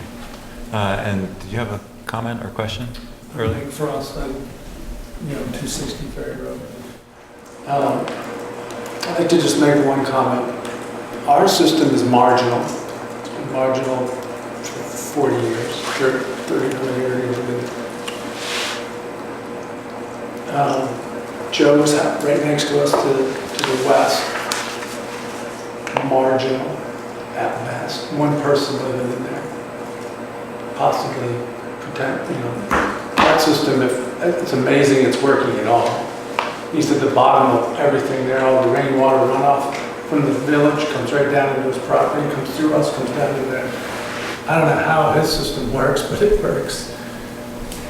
I believe the LaBeouf property just to the north, or to the east, to the west of the fire station is not functioning. It's been possible, that property has got a failing system on it now. So yeah, when you're considering your ordinances, I would take into consideration that 3 or 4 properties that are pre-existing, properties are there, they're functioning. They've been here long before. They're pre-existing properties, I would say. They're part of the village. They will make the village. I've got marginal systems.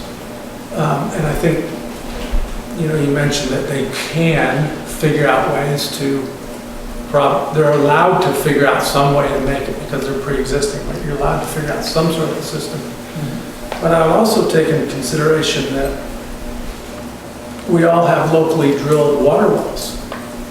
You know, where, boy, these aren't, you're not getting your water from a town water system. Everybody's got drilled wells. So at some point, I can't, as a well driller for a good portion of my life, I would be concerned eventually of contamination, infiltration of a lot of these town wells. I mean, we're gifted here with a lot of clay, which is lousy for septic systems, but it's wonderful for drilled wells because it's keeping that septic on the surface and it's not letting. But I think there's an investment into a town with septic systems. It's always been in this town that we've kind of used the septic to control the development.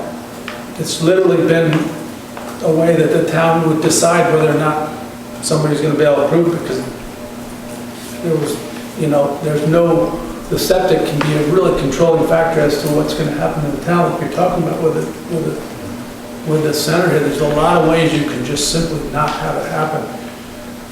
But I think you may, as the people who are making these decisions, make a decision that you want to find a way to make this work and make an investment into the town. It's going to cost some extra money. You're going to have provisions to pick up things that may happen, like you've got 3 houses that potentially could really struggle to get it right because they're pre-existing. There's just no room on those lots to do the right thing. And I think that you should take that into consideration when you design these regulations, to not make it so tight that good things don't happen. Because I think that's a little bit the way it's been over the years, is that it just has not allowed, you can control the development that way, but at the same time you can really just ruin property. And you can really keep things suppressed quite a bit and not see the development or not see people keep things up to date. And I think we feel a little bit at our house is that we, there's barely enough room to do the right septic system on that. And even the corner, the house to the yellow house to the north of the old brick store, I mean, that system is running down back into where Dick Levesque's, back into where our house is, coming back down behind the old brick store. I mean, we got 3 huge septic systems all dumping right into the back of behind the senior center, and one that's possible, you know what I mean? So I could see the potential in the future, at some point in time, needing to be able to get these things straightened out, because they're pre-existing. You know what I mean? What are you going to do? To kick the people out, or they just kind of do the best fix they can, which is kind of marginal. So I see the need in the future of more than that we're looking at with some of this stuff here. And I think at some point in time, the town needs to make an investment, maybe have some reserves. If the senior, not just look at this as, because I think what you were, Frank, we're right at the peak. There's no capacity extra if you really, you know what I mean, with the existing system. It's going to be like, if anything happened, we needed it. There's no extra anywhere. Well, at this time, if the town decides to upgrade to the 15,000, then they'd have the capacity to do that. But if we, right now with the 6,500, if it was allocated to these 3 businesses, there wouldn't be a lot left to allocate for any existing house that may have issues where it can't. Even a best fix might be difficult. Yeah. Well, part of the discussion of that is the rest of this is a town asset, and there's a lot of people that don't want to use the town asset to make one person fix one person's property. Whether you like it or not, the fix for everybody is a tank and a pump it. You don't have to have a septic system. It's expensive. So now you're down to the argument of, well, they can do it, it just costs too much. So why should we use a town asset to fix a couple of lots here when this could be a problem in a whole lot more of the town that they have to do, they have to bite the bullet and do the expensive fix. So that's I think some of these properties don't have that option. the option to pump it into a tank and have a truck come and vacuum it out when it gets full is an option for everybody. That's what the town hall used to do. Right, but no, it isn't, I don't think it is an option for everybody. I think it's an option for municipal and state, because they put that in so they could pump out the rest areas, because they didn't have septic on the rest areas and stuff, so they had to, do that. I don't believe a residential private place can just have a tank and have it pumped out. Not as a new all one, the but as a time. best fix option. Oh, maybe, Perhaps. Right, we don't need to go down that road. maybe, I'm not sure about whether it's a best fix option. You know, I'll take your word for that one. I'm not saying that we should do it, I think, but given having in your ordinance the ability for people to possibly make the decision of, you know, I think it'd be, to not close out the potential need for people to maybe need that to buy into it, maybe. You see what I mean? I think. Well, I certainly understand that, but hearing from people in the rest of the town is, why am I using my taxpayer money to bail out one person? I don't think that that's, I mean, that's what a town does. The town supports itself in many different ways. That's why that's why we're adding on for this, we're doing this for the children's center, because we feel as a town that's a good thing to do. I'm kind of being the devil's advocate. You get to hear all of this. Right, but I mean, Just to the bring only it other thing I wanted to say is right here where it says senior and affordable housing. This doesn't, priority 1, 2, and 3 does not even consider at all residential housing. Just simple Correct. residential housing. It doesn't even consider it. So if this went through, when we're making a decision as a select board, if somebody came in for a residential permit, we would have to say no because it's not in the ordinance. In fact, if I could just bring closure to that discussion. We did spend a lot of time talking about the residential component, and we definitely came to the conclusion as part of phase 1 that because of the limited amount of resource that's available, that we did not want to foreclose on other commercial opportunities in a commercial district because of 1 or 2 or more residential uses.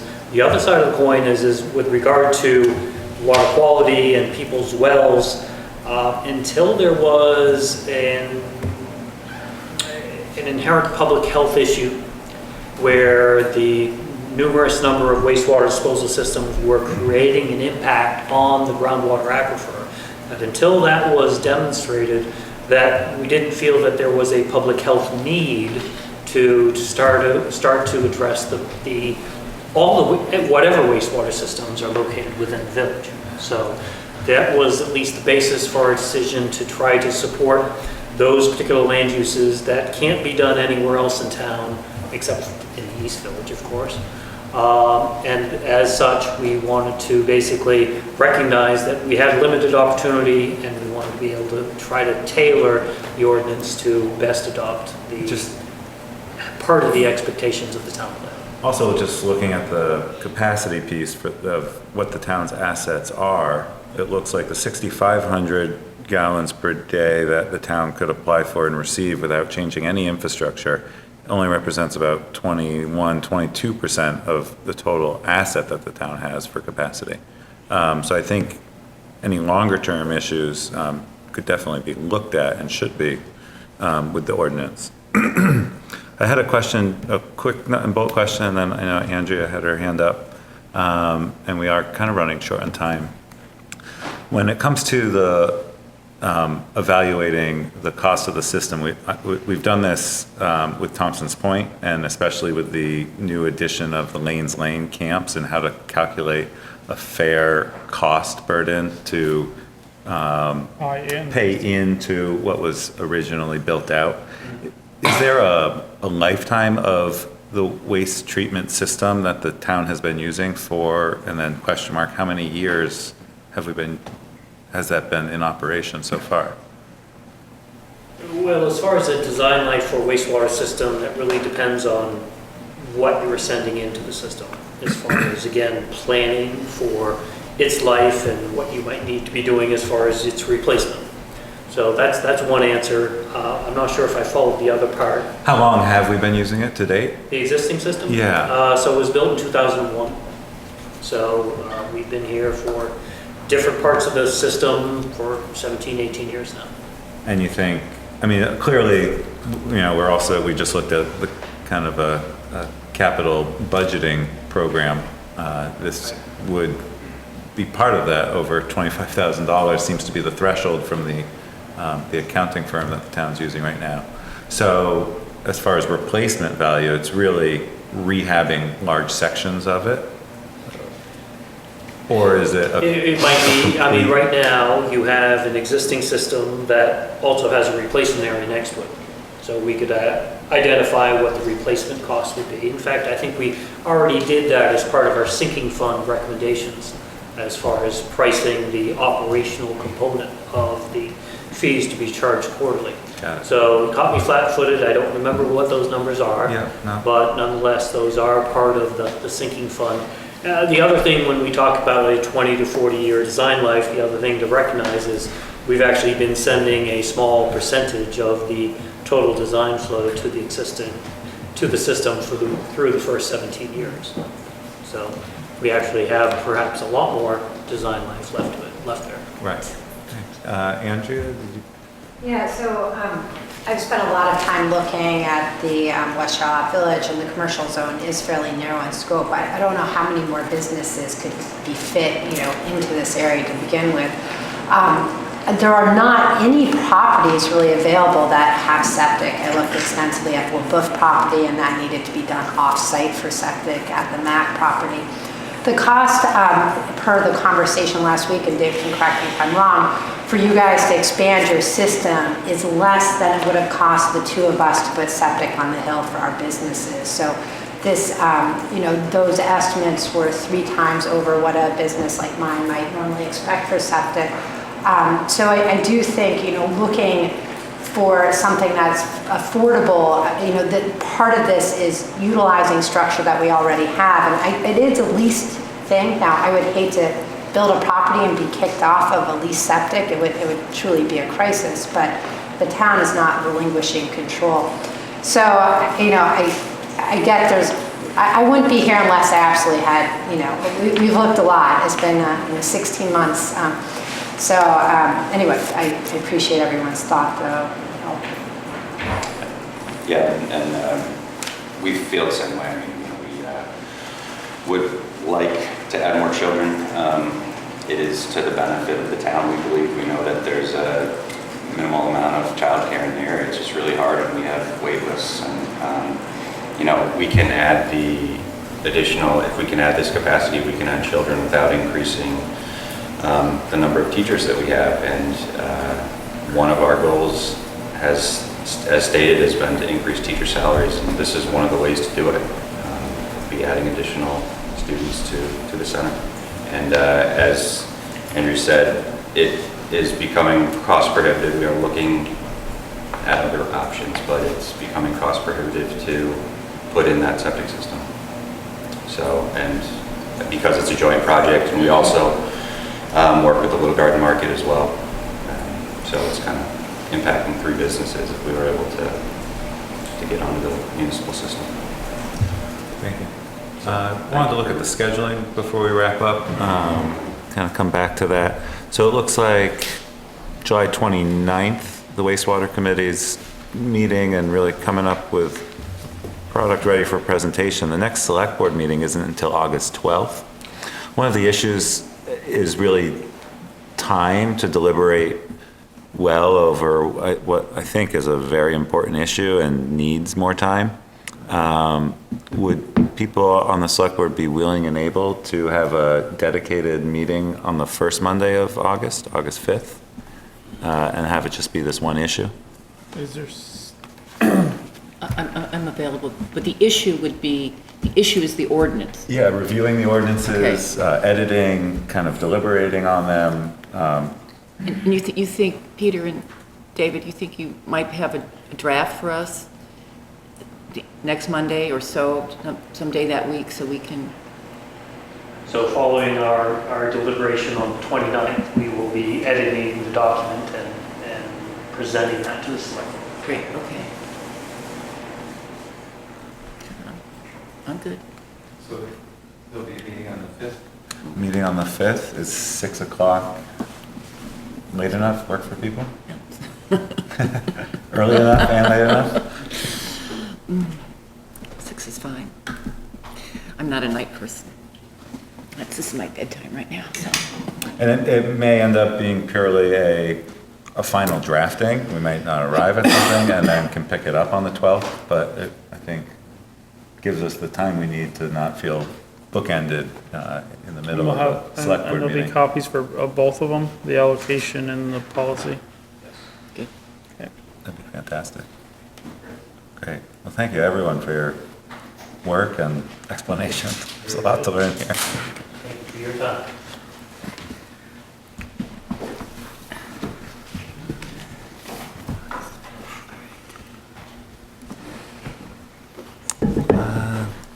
The tree mulching contract.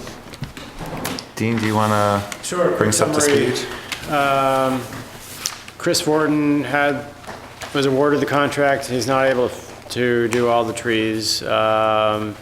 He indicated that he's basically okay with the town awarding the remainder of the trees to another party. Momomo has expressed interest. I think there's some question as far as at this point in the season, there's been vegetation growth around the trees and would require additional labor. So whether their initial bid was at the beginning of the season, and now I think they're have a different thought as to what they could accomplish for how much. So that's kind of where discussion probably should be. Dale, do you want to give us some more detail on that piece? Me and Vanessa went around and, we took pictures. We have pictures. Some of the trees on Thompson's Point Road, they're about 5 or 6 feet high of weeds all the way around them. So that's all got to be chopped down, taken out. My personal opinion, I would just do the trees that were done last year and wait till next year to do the existing trees, Thompson's Point Road, Thompson's Point, Greenbush Road, and Greenbush South. All of those, the growth is this high. We'd have to mow everything around just so we can get the mulch in there. I mean, Adams brush hogged the trees on Greenbush Road, but it's this high again. So that means we gotta go in and, mow around them, weed whack, rake it all out, put down the chips. And same way with down the trees on Thompson's Point Road, the grass is, this high. He's brush hogged it, but, with all the rain we've had, I would just do the town trees around here and the Charlotte Beach and the refugee park. That's what I would do for this year. Because they've already been done. They've been done, but they've got to be, They've all got to be remulched. they got to be re-edged and mulched. Re-edged, everything's grown in. And then for the other trees, instead of mulching, you just weed whack, just I would manage just the leave them height? personally. Just leave it? For this year, and then pursue into them next year. Early spring is better because the grass is lower, This is what ours looked like from the last 2 years when we edged everything. That's at the Charlotte Beach. We gotta do everything all over. And this here, My color is going on my computer, but that's, it's not fall, it's, this is one of the trees on Thompson's Point Road there, right where Ward Preston used to have his wood. Yeah. I mean, you can see around it. And that's what we did 2 years ago at the Schwab Beach. I mean, you can last see, couple of years, we did over 60, 65 trees. that's what you can see, it's got all We the did all the trees on it, edging, everything. you know. Man, that So- tree looks like plastic. Well, there is a plastic measure. That's so that this salt don't hit it. I would encourage staying away from all those trees, those weed eaters with heavy growth, because You would just smart them all up. you just kill the trees. Scalp the trees. Once you whack that bark away, they're gone. Do you know how many trees you'd be doing? How much? All the ones from 1 through 5, Okay. none are number 6. I think that, so on the contract this year was 127 trees, right? And 17 have been done. And there's 46 we're not going to do. So that's 63 trees we're not going to do. That leaves 64 trees left that need more edging because of the weed growth and wood chips. That's what I figured it. Does that make sense, Vanessa? I'm not understanding what you said. Say those numbers one more time, please. So, in the contract this year, it was for 127 trees. Chris Fortin did 17 trees. And if we don't do the trees on Thompson's Point and the Burns property, we would deduct 46 trees from the list. So that makes 63 trees deducted from the list, which leaves 64 trees to do. Okay. But also, in addition, we have to re-edge all these trees, and in the contract, it was just only mulch. So everything's going to be additional, and to take the debris away. I mean, just the existing trees for Town Beach Playground, Cowboy Lewis, Ball Field, the Village, Town Green, the library, the firehouse, senior center, Ferry Road, and museum. I agree to do all of that and fix them up. And the ones that Chris did in front of the old lantern, it's all washed out and they have to be redone also. That would be just probably adding chips to those. Just adding chips to them, yeah. Those 17. No, 7 trees. Oh, 7. Seven. I heard 17. Sorry. There's 7 by the Oh, lantern. okay, of the 17 he did. She's saying those Chris did 7 17. Yeah. total. So your proposal to take this over for the town was what? Is it? 1,500 for the town. I initially put 1,220 for 127 just mulching. But 1,500, all we do the town with the edging and do them correctly, just like these out here and all that. They all gotta be refixed Got it. because of the growth and not being attended to.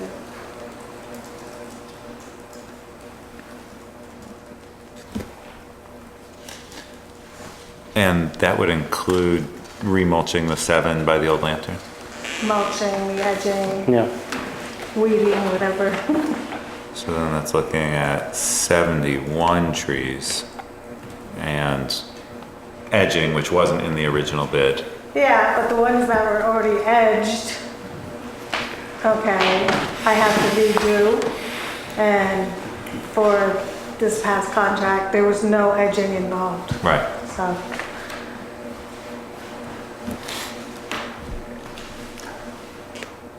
I'm sorry if I ask you a question that you think you've already answered, but I'm a little slow tonight. What will you do and how much will it cost? You will do the trees that Fortin did? 7. 7 of the 17. There's 7 of them, I'm just gonna just touch There's it. 7 and we're just gonna touch them up. Okay. Yeah, I just 7 have that to- are gonna get touched up. Yeah. And then you'll make sure all the existing ones that are properly done stay that way? They're gonna be re-edged and remulched. Okay, and how many Or- trees are is that? And 64. No, it's 64, okay, now I'm, It's pretty much half or whatever it was. Yeah. okay, and the amount that you're requesting to do that is? I'm starting tomorrow if I get it. Was the same amount. The same amount, okay, I got So it. you're I'm basically with saying everybody, half the sorry. trees is taking twice the work. Twice the work, got it. Yeah. Okay. And so the price would stay the same, You which know, is if what we the town started- budgeted. If we started like when we were doing the town mulching, you know, the end of April, 1st of May, it would have been a lot easier. Yeah. the To soil clean the is tree soft, and- Roots are Yeah. still dormant. But now it's gonna be, It's gonna be chiseling. Junior come down with the excavator and clean them out. Grading bucket. But we're willing to do it. Is there a motion?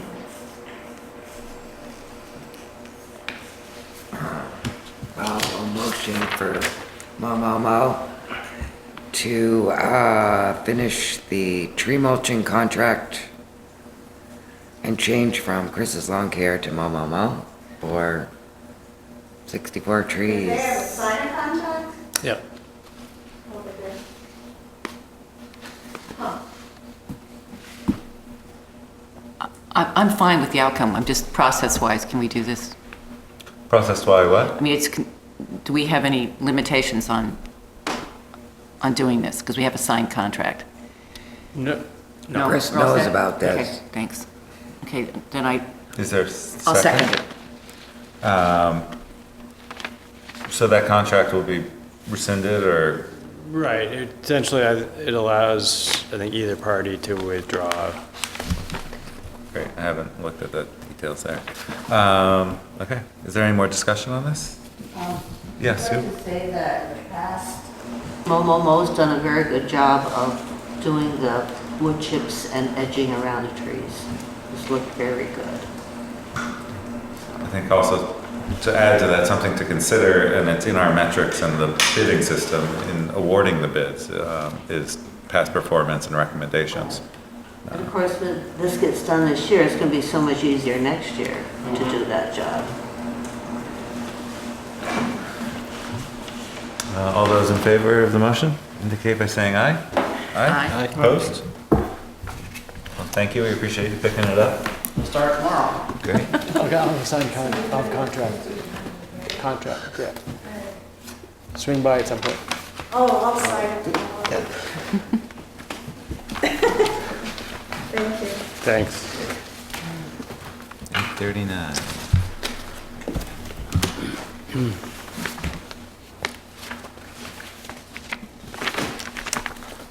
The 8:15 agenda item, zoning administrator? So, there's 3 items. 2 are kind of administrative. As Aaron was getting ready to wrap up, I did ask him to review the job description, and he found some items, fairly small, but just as far as being clear, that should be addressed, and I just want to find those. One is that the position assists interested parties with parcel and subdivision research.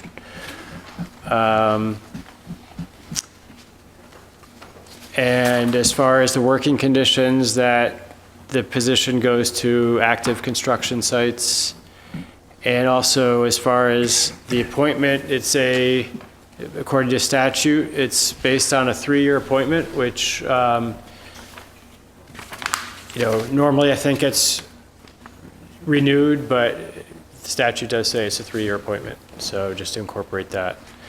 The other, our second item is the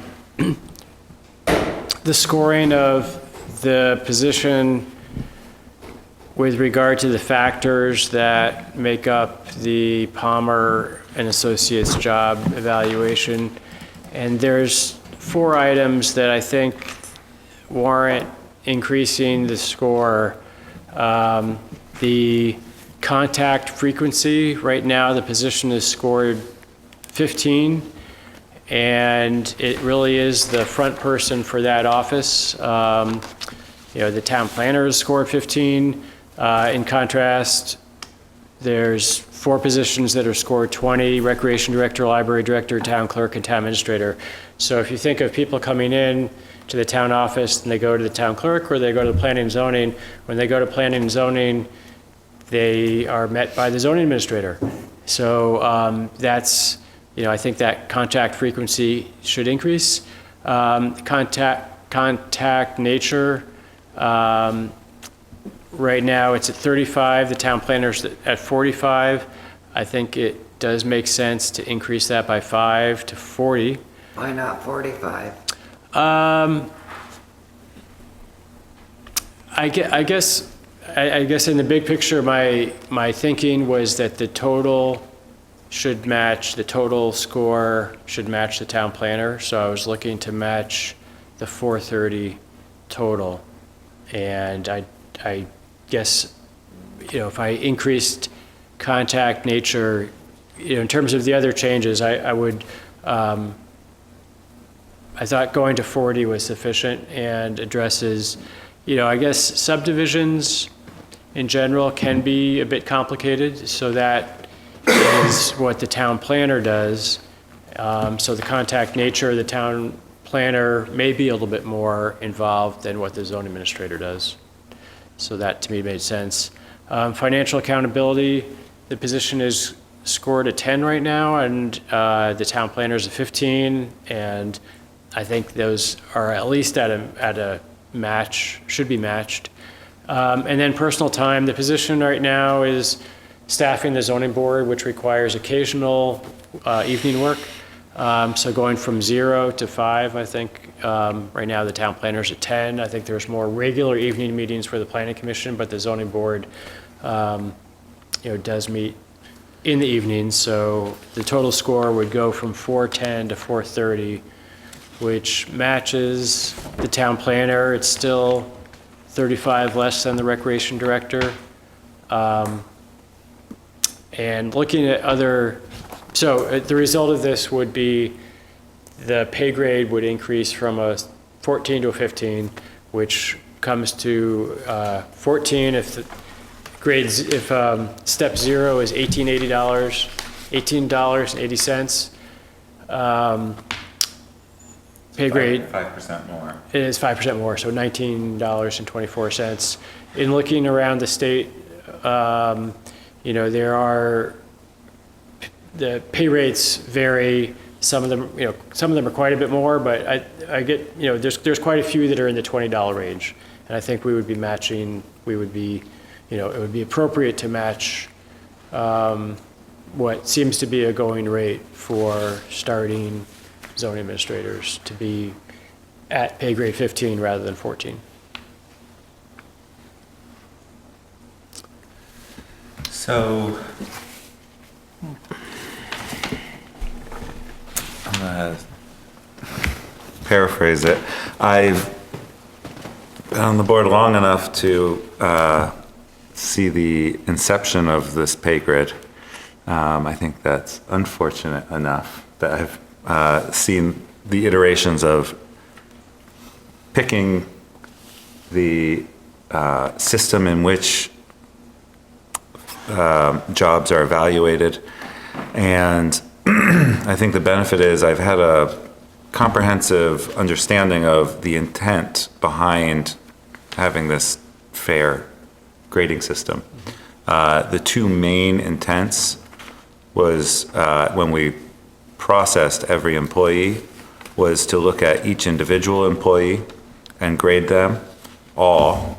And then the select board went back for each position and compared them to the other positions to see if comparatively the scoring of each factor was done fairly, comparing the positions in town. And it was a very iterative process. The intent was fairness. And since that time, there have been some challenges to the fairness of it, which the select board has looked at in depth. And there have been requests for reevaluation from employees because their job descriptions have changed. Their actual duties were not described accurately in their job descriptions. So we've seen that this is a flexible document to the changing roles of the employees. But every time we've done an evaluation, it has been a pretty iterative process. This is the first time I've approached changing a position scoring back calculating, trying to get the pay rate to match another pay rate in town. Well, let me just say, not the pay rate, but the score. I think this, in terms of, you said, the equity between positions, I think was part of the intent, in addition to looking at the individual factors. But in thinking about the two positions, set wage rate aside, I think the score reflecting in all 13, 14 factors, I think it's most equitable if that score is the same. Well, I look at like the first one. I think the assumption was the town planner and the town administrator would be kind of 50-50 on the contact point. If the town zoning administrator actually does it all, then he should go up and the town planner should go down. That, to me, that's the iterative process, Yeah. where I don't think we have the time I tonight. agree with you with the trying to match the goal at the end and work the numbers backwards is not. We just haven't done it that way yet. No, and there is if it is what did they call it? If the economy dictates this is wrong, there's a clause for a market adjustment. Market If adjustment. indeed the town zoning administrator needs a market adjustment, that's different than changing the scoring. It is, and I'm not advocating for a market adjustment. Actually, what started me out on this was thinking that the zoning administrator is clerking the zoning board, and that is not reflected in factor 14. So I didn't start at the end point thinking the two positions should be equal. I started saying, something that changed in the zoning administrator's job description that is not reflected in this score. And then I went through all the scores, and I didn't describe it to you this way, and I described it to you as trying to make them equal, but that I did look at each score and tried to determine whether that was a fair score or not, and that is how I approached it. And then the end point, I thought that was also an appropriate end point. And I guess what I wanted to add is I don't tonight disagree with any of the recommendations that you've put here, but I think that it deserves a longer look, maybe independent of the hiring of the position. And I don't, because it's not a market adjustment that we can't find the person to do the work. Right. I don't think there's a pressing imperative to rush what to date has been a relatively increasingly stable grid evaluation system. I do appreciate the deliberative approach, and I agree also with not necessarily saying, oh, since we're hiring someone, we have to make this change right now. But I will say, if you think about, and I don't want to get too much into the specifics of the applicants, but the 3 applications that we received all are just college graduates, no experience. So in terms of looking at market adjustment, you could be, very near that situation. You basically got applications with no experience. Yes. That's not no applications, but it's not applications that you would have desired if all. And the zoning administrator that we had also fit into that category and was excellent. So I'm not sure that we had a wonderful zoning administrator. That's true. And had very little or no experience. Yeah, that's true. So I don't want to preclude that that's a viable pool for this position of applicants. But it is true, that is true. Yeah. So how would people like to move forward? Do you want I would leave it. Yeah, I think it would be, with all due respect to Dean, I think it would cause me great concerns to do this at this time without a much better analysis. do you It know? seems like you could go through and start changing. Other people could request. That's and my concern, Carrie. Change I a think lot. that's a precedent I don't Yeah. want to That's start. that's what I was trying to say, Okay. but I didn't say that. And I appreciate that. That's not what you want to do right now. Totally. Maybe we'll look at August 12th and then maybe this, because I don't want to back burner the reevaluation. August 12th and August 26th, we could look, coming up with the draft agendas to take that up. Right. Maybe 45 minutes? Okay. I would think the biggest problem for me on the grid is that I would know how much I was making for the next many years. That's what I don't like about it. The grid itself? Yeah. Well, You know. But then you do know that your pay goes up every year. Yes, it goes up. I would have rather seen a range of 1850 to 2050. And during your evaluation or your yearly review, you've given a lot of extra time. Well, maybe get the 2050 instead of the 1850. I would have rather seen a range, but I didn't put this together, so. Yeah. My concern is doing this on a one-off basis. And I hear what Dean is saying, but this would open the door to a lot of. I already think that door's being knocked on, so. Yeah. Well, I'm interested in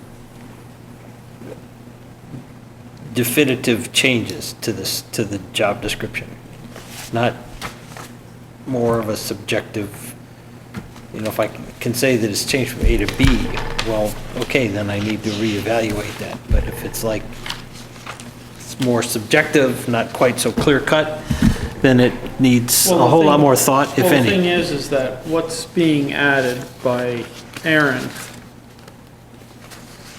is basically informational because it's what the zoning administrator has been doing. And it's what was put into the job description before. So really, there's nothing changed about the job description except notifying the person who takes the job that they may have to go to a construction site. It's part of the job.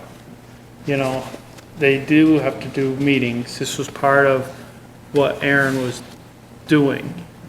And counts towards his regular hours. And that's why it was raised up to 40 hours.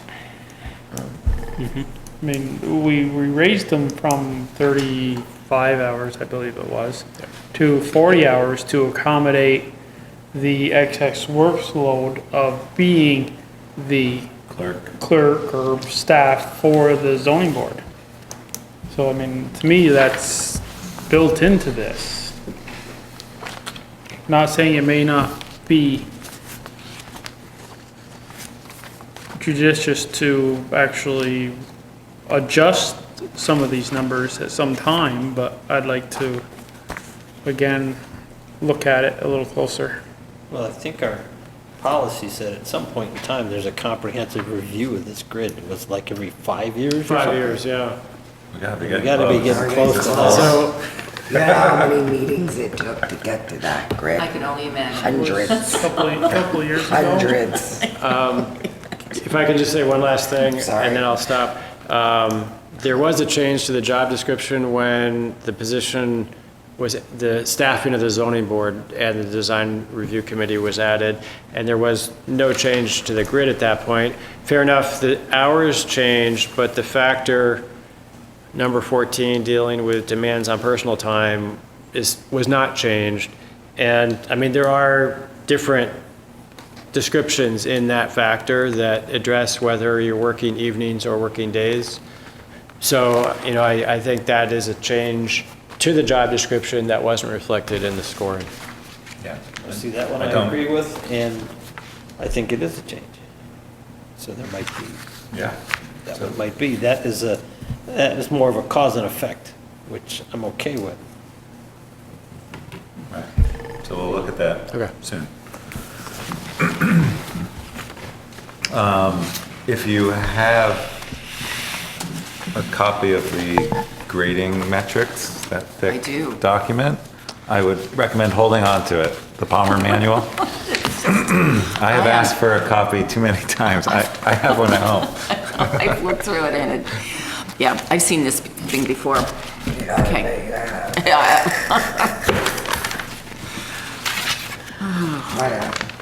So, last in this is offer of employment. Right. Which you may just decide to do an executive session, or, I mean, not do it in executive session, but go into executive session to discuss and then come out and do it, or not do it, or I guess that's your... With personnel, we pretty much always Right. discuss an executive session. Is there a motion? Motion to go into executive session to discuss a personnel matter. Is there a second? Second.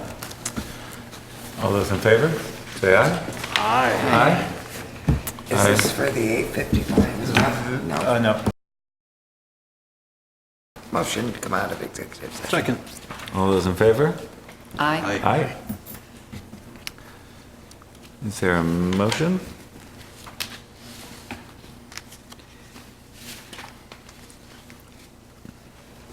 Oh, to offer a job? Is that what you want? As the zoning administrator, pardon me, sewage control officer, E911 coordinator, health officer. To Daniel Morgan? I will second that. Can we have a friendly amendment to make have the position transition over a 2-week period with the current zoning administrator? And offer the letter of employment to be signed by the select board chair? Perfect. Any more discussion? All those in favor indicate by saying aye. Aye. Opposed? I can come in tomorrow. Okay, great. Yeah. What? Yeah, that's Yeah. great. And sign? Yeah. Or, yeah, okay. And I can come in before work too if, I can put it in your box if you want. perfect. Okay. Whenever, yeah, I'll check. Thanks.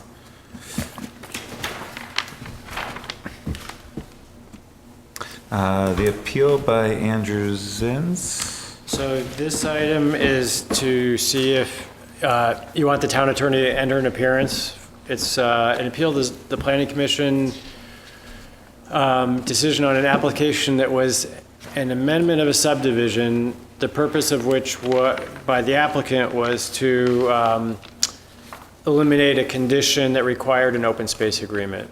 So, you know, typically if an applicant does a 2-lot, and we don't need to get into too much in the details, but if an application is for a 2-lot subdivision, often the planning commission will defer the open space requirement until a further subdivision of a parcel.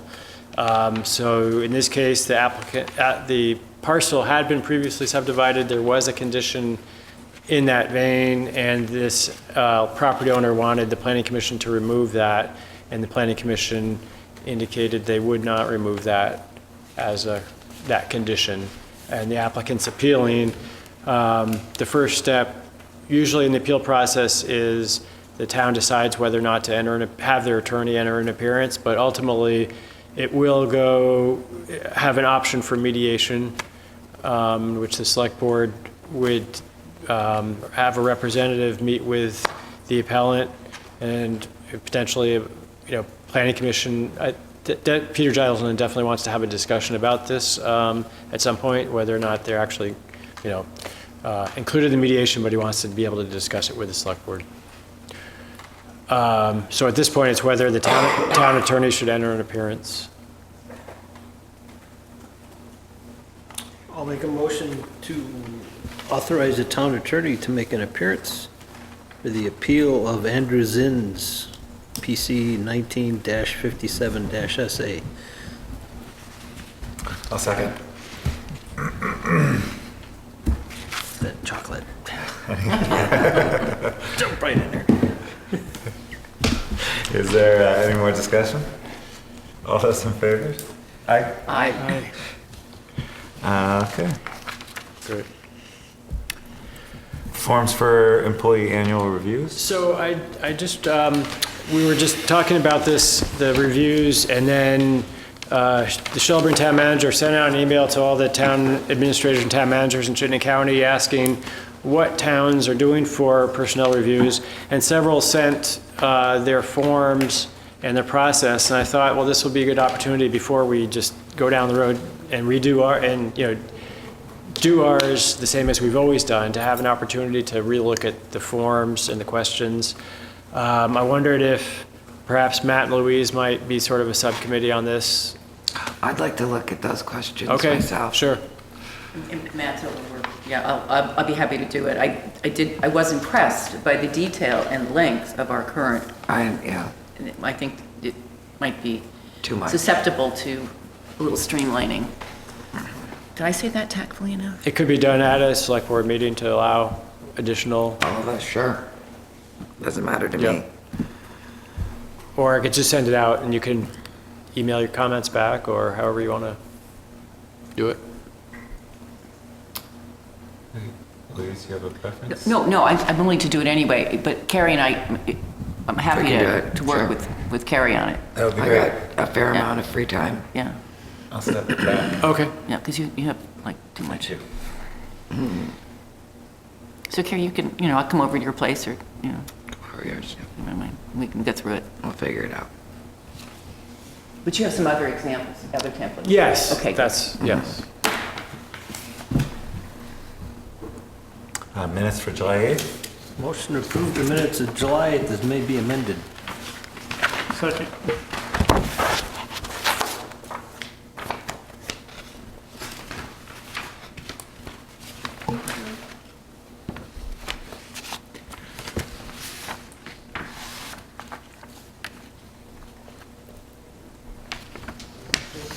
Oh, I have them. They were in our packet. Yeah. Yeah, that's what I thought.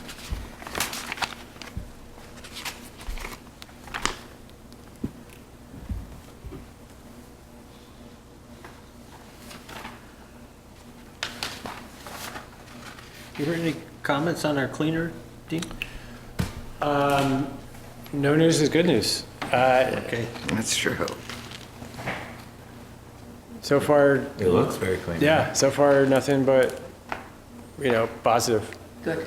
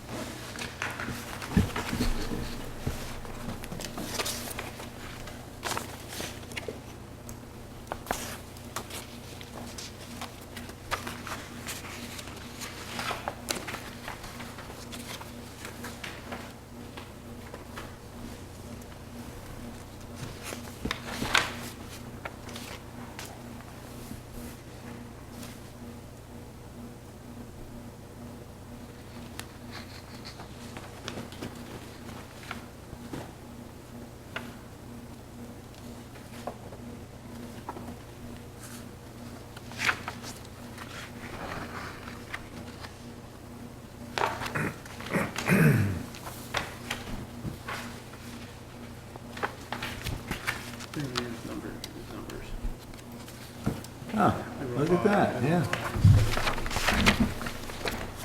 Switch it. It's Roman numeral. Use it for both. I agree. That's being picky. Actually, it was, I think that's fine. You can raise that. Oh, was that a change to it? Yeah. Oh, I was wondering why it was underlined. Those are Dean's changes. Yeah, I know. I think on, when you write who is present, that's from the list?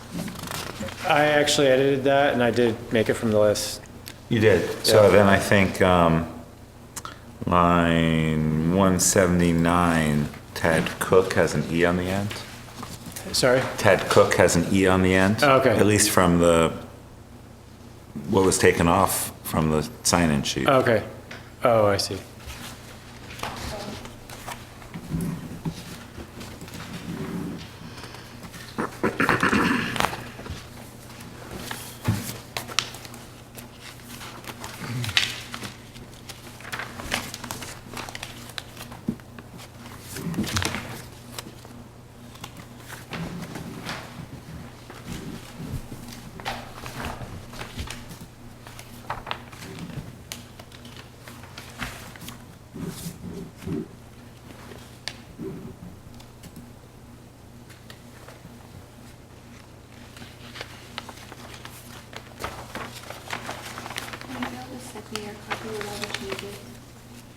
Oh, I will, yes. Yeah, that's right. I don't think I did that because I was like, don't send it to her while she's out of town. No further edits? All those in favor of passing the minutes of July 8th as amended, indicate by saying aye. Aye. Aye. Opposed? Select board updates? The East Burying Ground. The East Burying Ground. New Charlotte.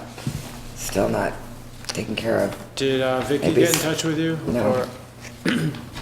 Or actually, she was going to get in touch with Adam. Okay, I'll check on that. I think we should have Stephen Brooks back on that.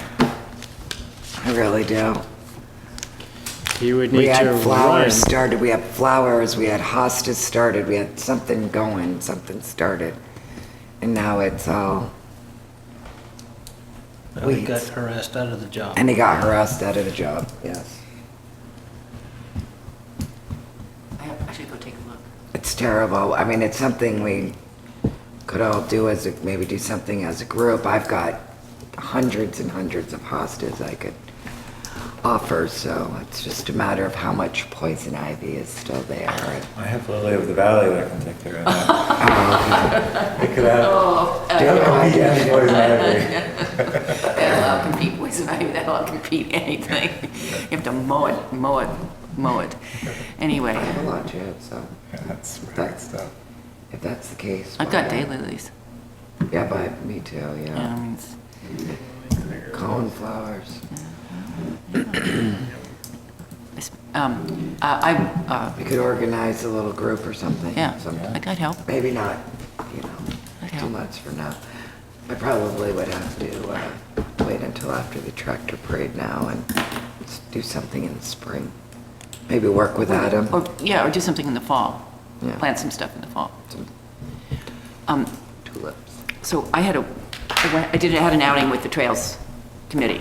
Last Tuesday, we went, Dean was there, and the purpose of the outing was there were representatives from the Department of Transportation and the agent A&R? No, both. You're right. Yep. Both. And the purpose of having the Trails Committee talk to them and show them what's being done and take them on a bike, part of it biking and part of it walking, was to talk to them about grant making. And part of what we did was walk along it's not Mount Philo, what's State Park. State Park Road? Yep. Yeah. And I thought it was very beneficial. And I had to leave them around noontime, but did you ever make it back We to made the? it back around 1 o'clock. Okay. Well, then I had to go, and then, so did you walk from? We did. You walked from Co-housing. Co-housing Up to the to village. Old Brick. So, it was good. On Greenbush Road, or? Yeah, it must have been on Greenbush Road. It was back off the road, so it was in the vicinity of where a trail might be. Okay, good. Lots of poison ivy. Yeah. So is it much of a trail? Pieces of it are. Pieces of it are. Some of it is a little bit of meandering, and some of it is a trail.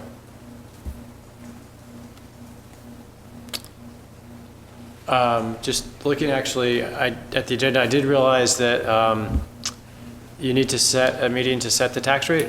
Yep, we were just looking at that. So was that penciled in? That was for penciled in Thursday, for August August, 1st? right. Can people be On Thursday, Thursday? in the evening. Can we do it? Could be at on- 4 o'clock. Can we do it on the 5th? Oh, Since we're meeting the 5th, we A can week do it later? like- well, Or- Thursday and Monday the Thursday and 5th. Monday. And we have a If meeting we're having a meeting on for August the 5th. wastewater. Oh, okay. I mean, is there a reason why it has to be the 1st? I think, basically, Mary likes to do it early so she can get tax bills going. I don't know whether, Let's schedule it for the 5th, and if she has an issue, we can reschedule with email. But we Okay. already have a meeting on the Okay. 5th, and it's a special meeting. okay. To set up 2 special meetings within 3 days seems onerous. No, I know. I need to see the Hopefully capital she'll, budget. And we can start it earlier, I mean, on you the okay with 5th. that? Is On it the okay to 5th, start but we at could 4 start it o'clock? earlier, that way we I'm see fine at the with that. beginning. Start at 4 o'clock? 4 o'clock? I'm fine. Yeah, we can. I mean, it's. Oh, so Mary doesn't have to stay? Right. Sure. Yeah. We'll finish sooner too.